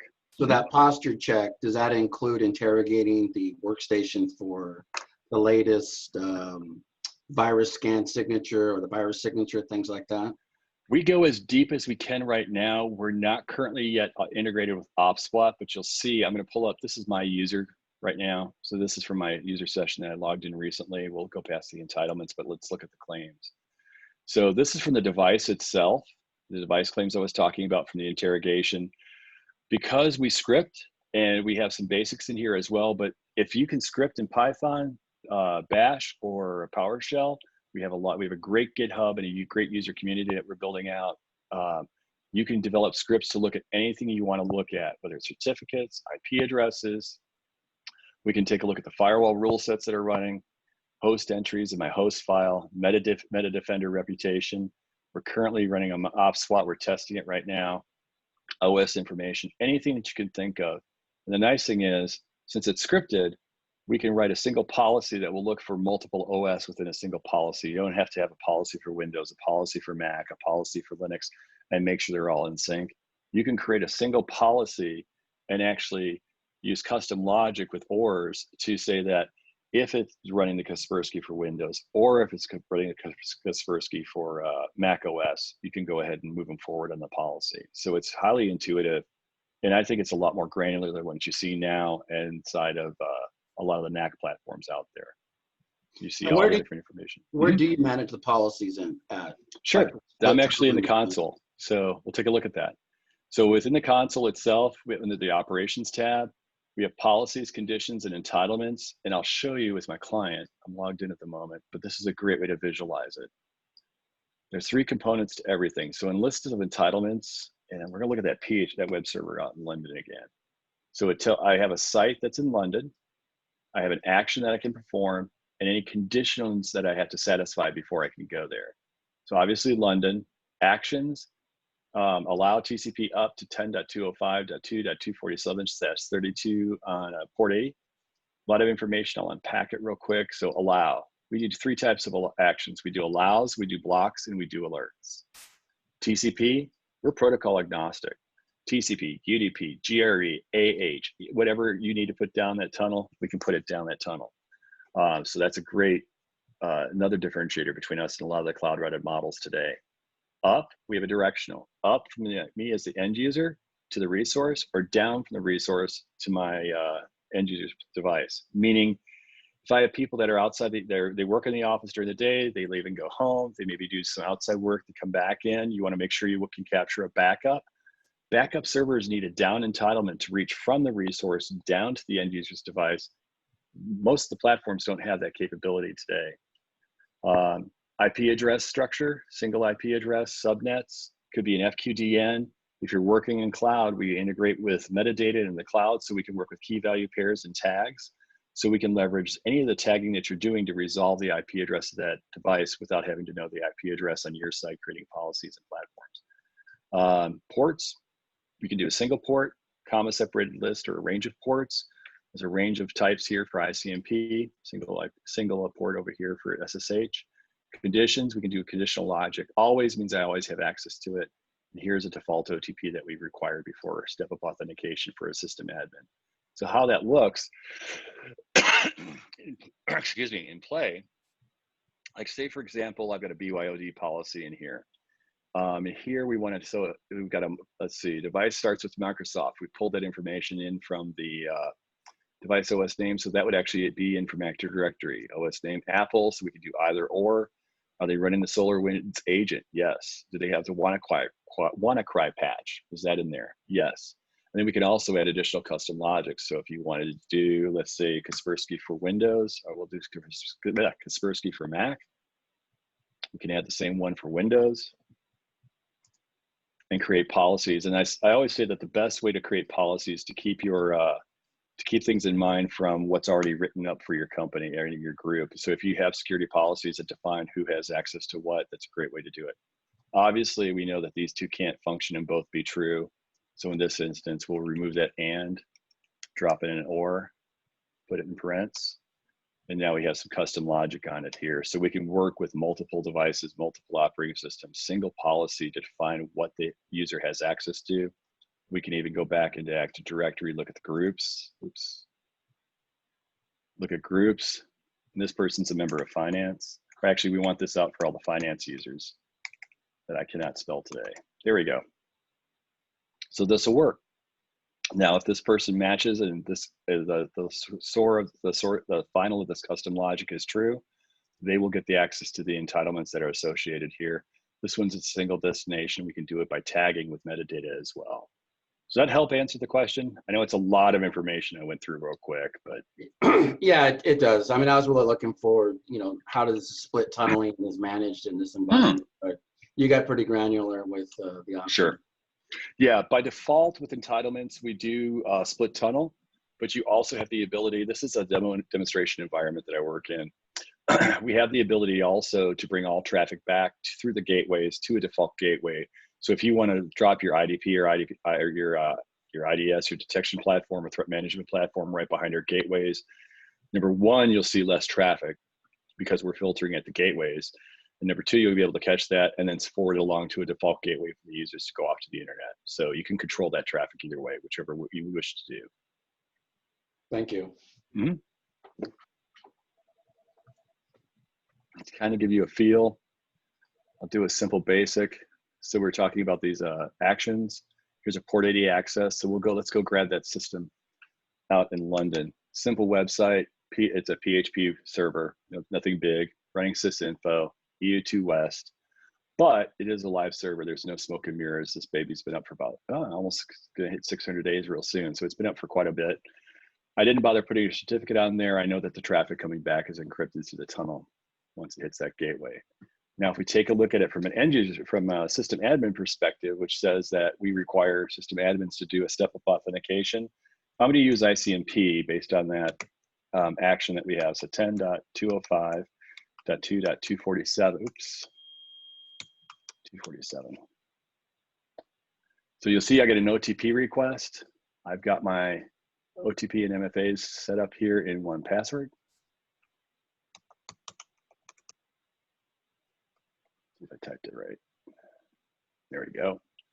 I'll drop down to here, grab my MFA out of 1Password. I should be quick enough.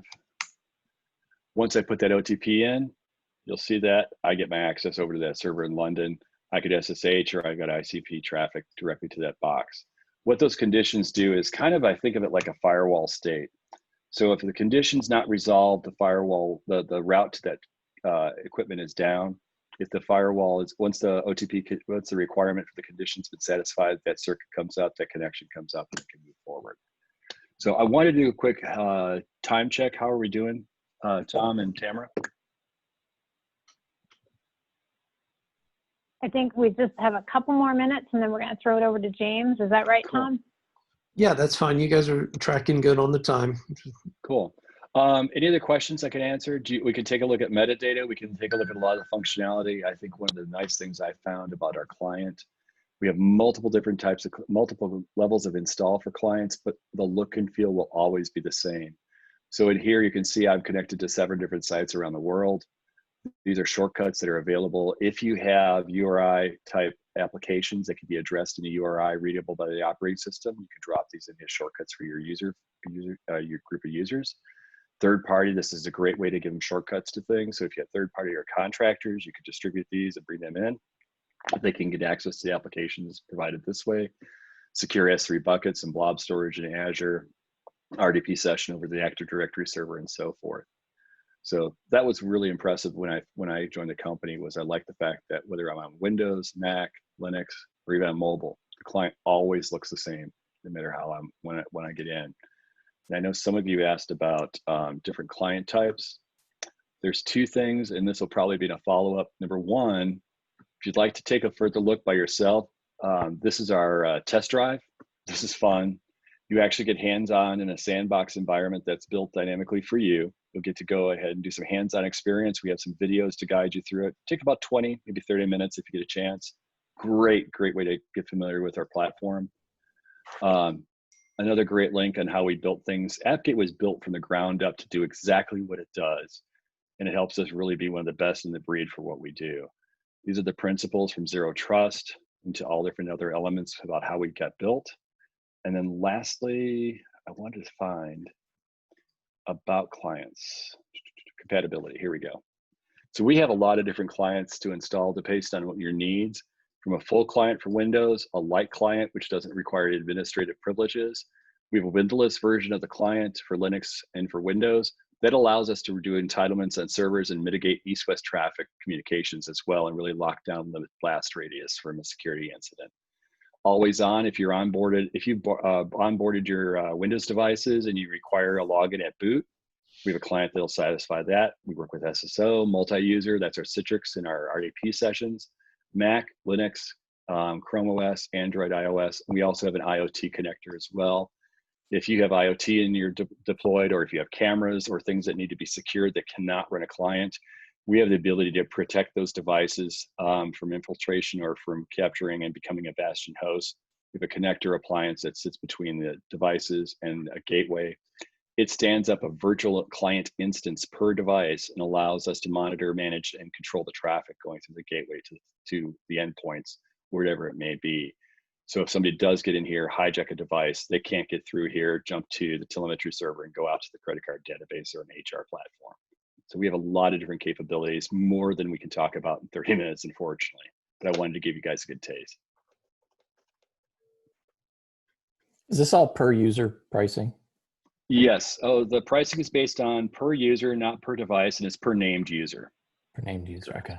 Mm-hmm. We use very little VPN, but the few people that do need it, I like this much better than what we're doing today. Thank you. Yeah. Yeah, take the test drive, and I know there's context. Tamara will provide the information. I'm going to stick to my engineering side. Yeah, we'll send over the test drive to everyone. So, all right, awesome. If we don't have any other questions, we'll throw it over to James. All right, thanks, Tamara. I am. Can you hear me okay? Yes. All right. Share my screen.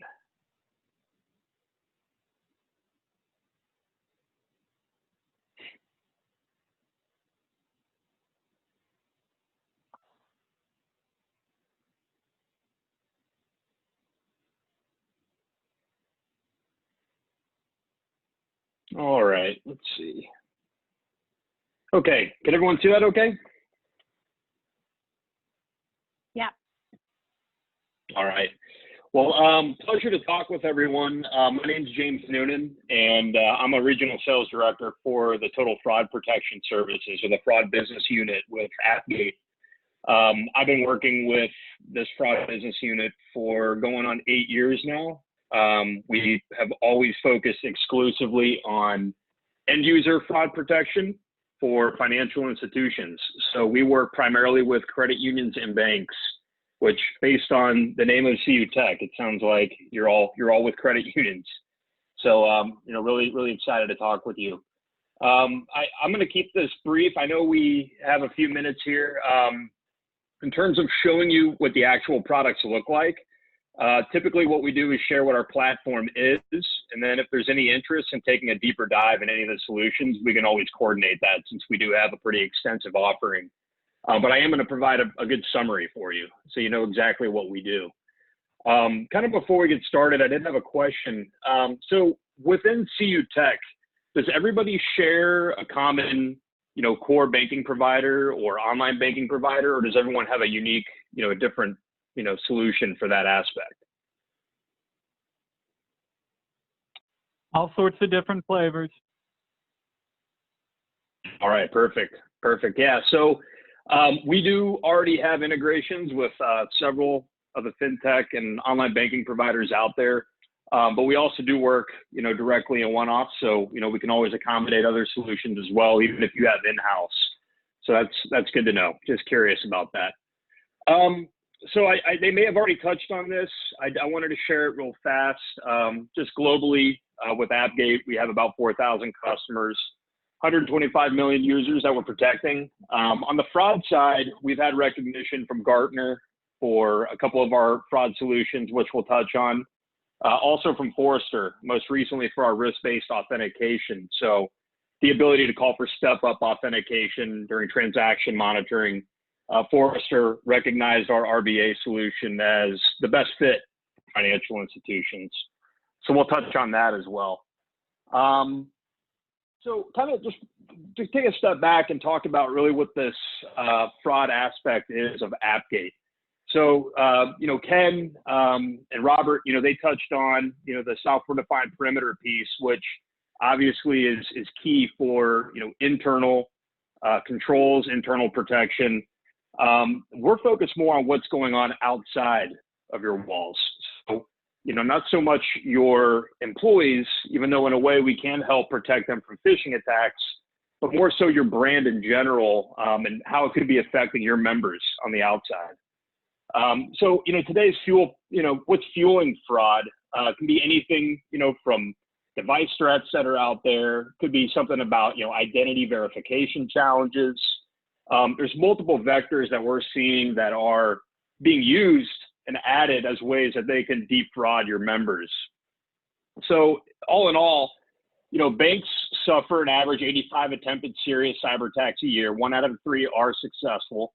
The average loss across the board, this is taking into account community financial institutions all the way up to some of the larger banks out there, around $130,000 of loss per scheme. 63% of the data breaches, start with usually some form of phishing, like a stolen or weak credentials. And all in all, the U.S. had $12.5 billion in exposed losses due to business email compromise alone. That's a stat from the FBI. In terms of kind of what's going on in the current environment, so ways that we're helping credit unions today that I guess most recently have been highlighted. This is an article from The Hill that came out back in June, basically on the FBI warning of what's going on with mobile banking apps. So are any of you familiar with a service that's identifying and taking down unauthorized mobile banking apps, or have you heard of this going on?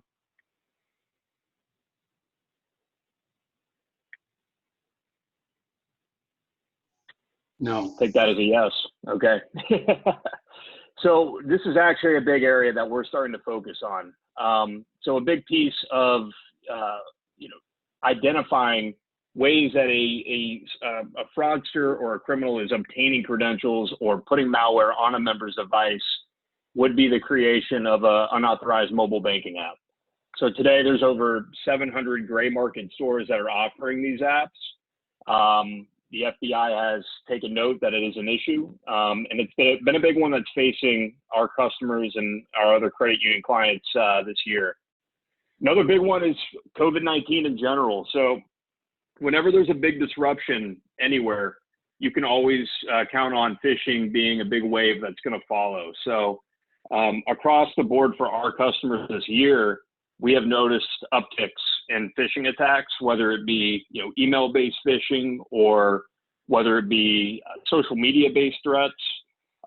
Any way that they can play on human emotion. It's typically a way to manipulate and challenge a brand and reach out to members and try to take their credentials to go to account takeover. So those are just a couple of the problems that our customers are facing and that we're seeing in the environment in general, and we're looking to stop. So now to kind of jump into, really what it is that the fraud business unit does. And again, if any of these pieces jump out to anyone, feel free to let Tamara know, and I can always coordinate and we can do a deeper dive into these. But for now, what I wanted to do is just kind of give you an idea of what our philosophy is and what our platform is, on our fraud solutions. So this is our fraud platform that we're looking at. Starting from the left, and then I'll move to the right.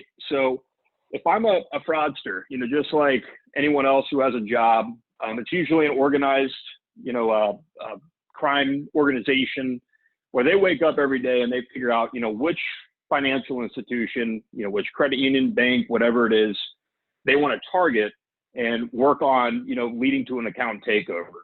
A lot of times they're going to start that process, with planning and targeting. And that's where our first solution comes into play. It's called digital threat protection. Essentially what we're doing here is via a 24/7, 365 SOC, we're monitoring your brand, looking for anyone who's trying to create phishing sites to target your members, anyone who may be standing up a fake, social media page.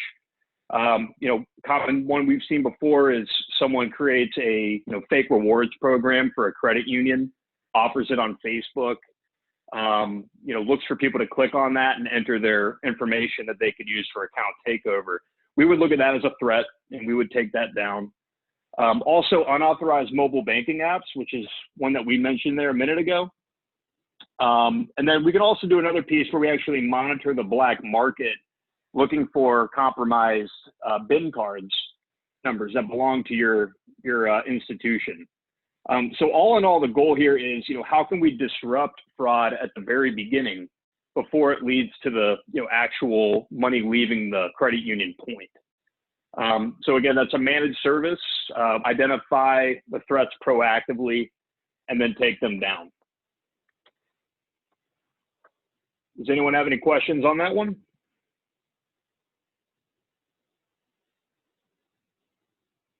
All right. So then looking at next would be the setup and launch. So going on from planning and targeting, let's say that one of these phishing attacks or one of these unauthorized mobile banking apps was successful, and it does actually put malware on your end user, on your member's device.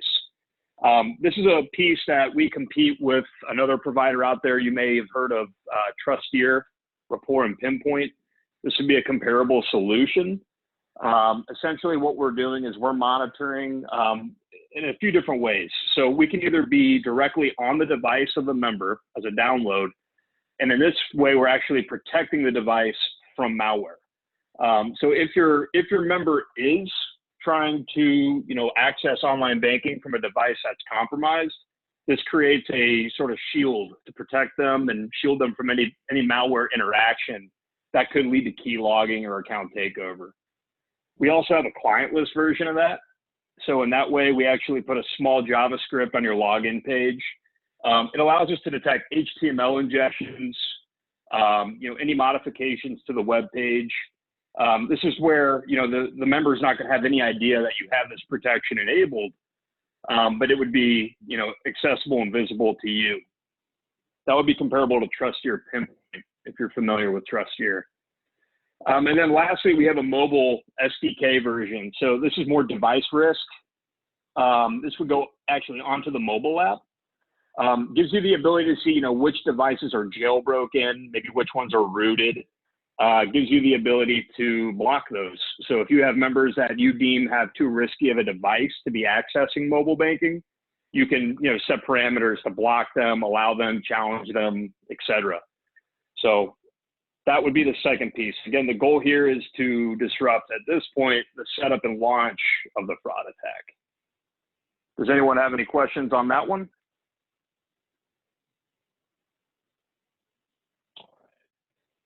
And then kind of moving into the final piece here of the platform is our cashing out phase. So, this is moving on again, past planning and targeting. Setup and launch has been successful.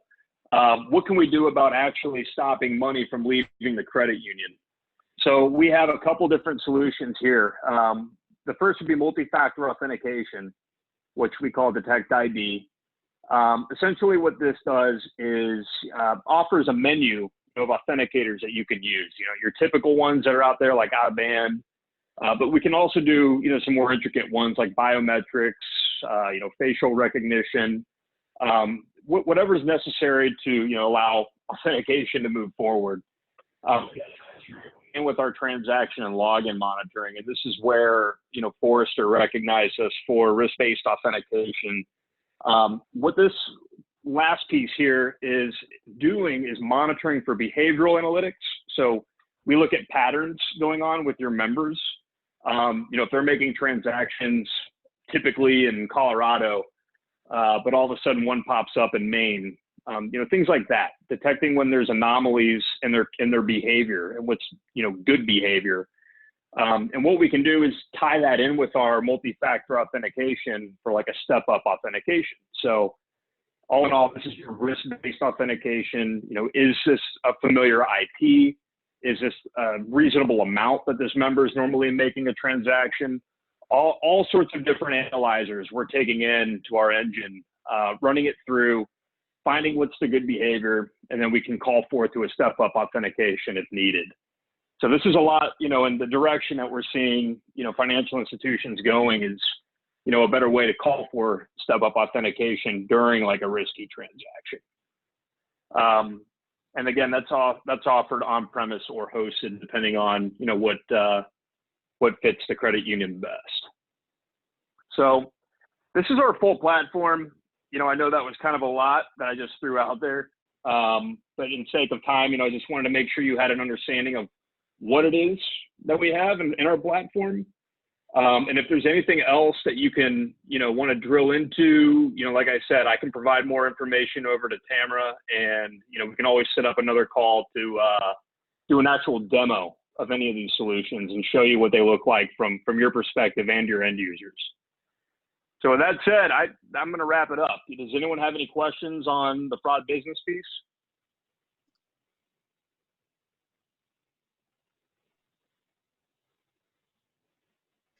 All right.